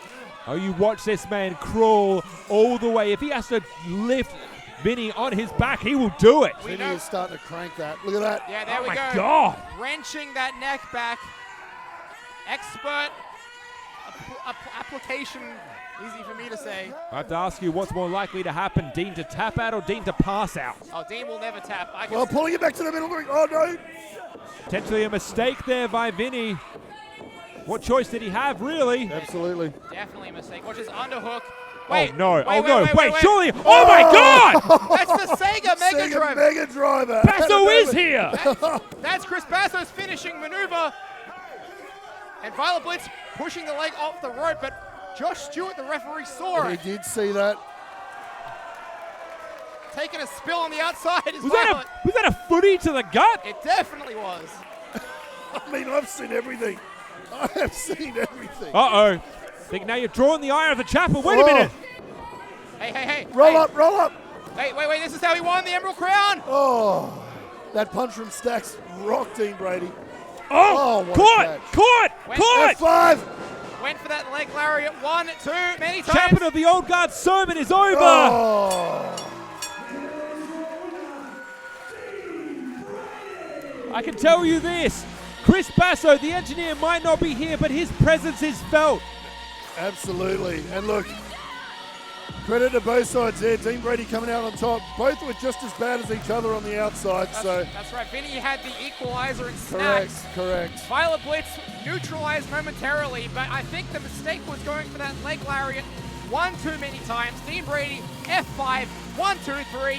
Your winner in the main event here at Main Street Mayhem. And like so many of these events, we listen to the theme of the Old Guard as it plays us out for the evening, Brody Marshall. How did you find tonight?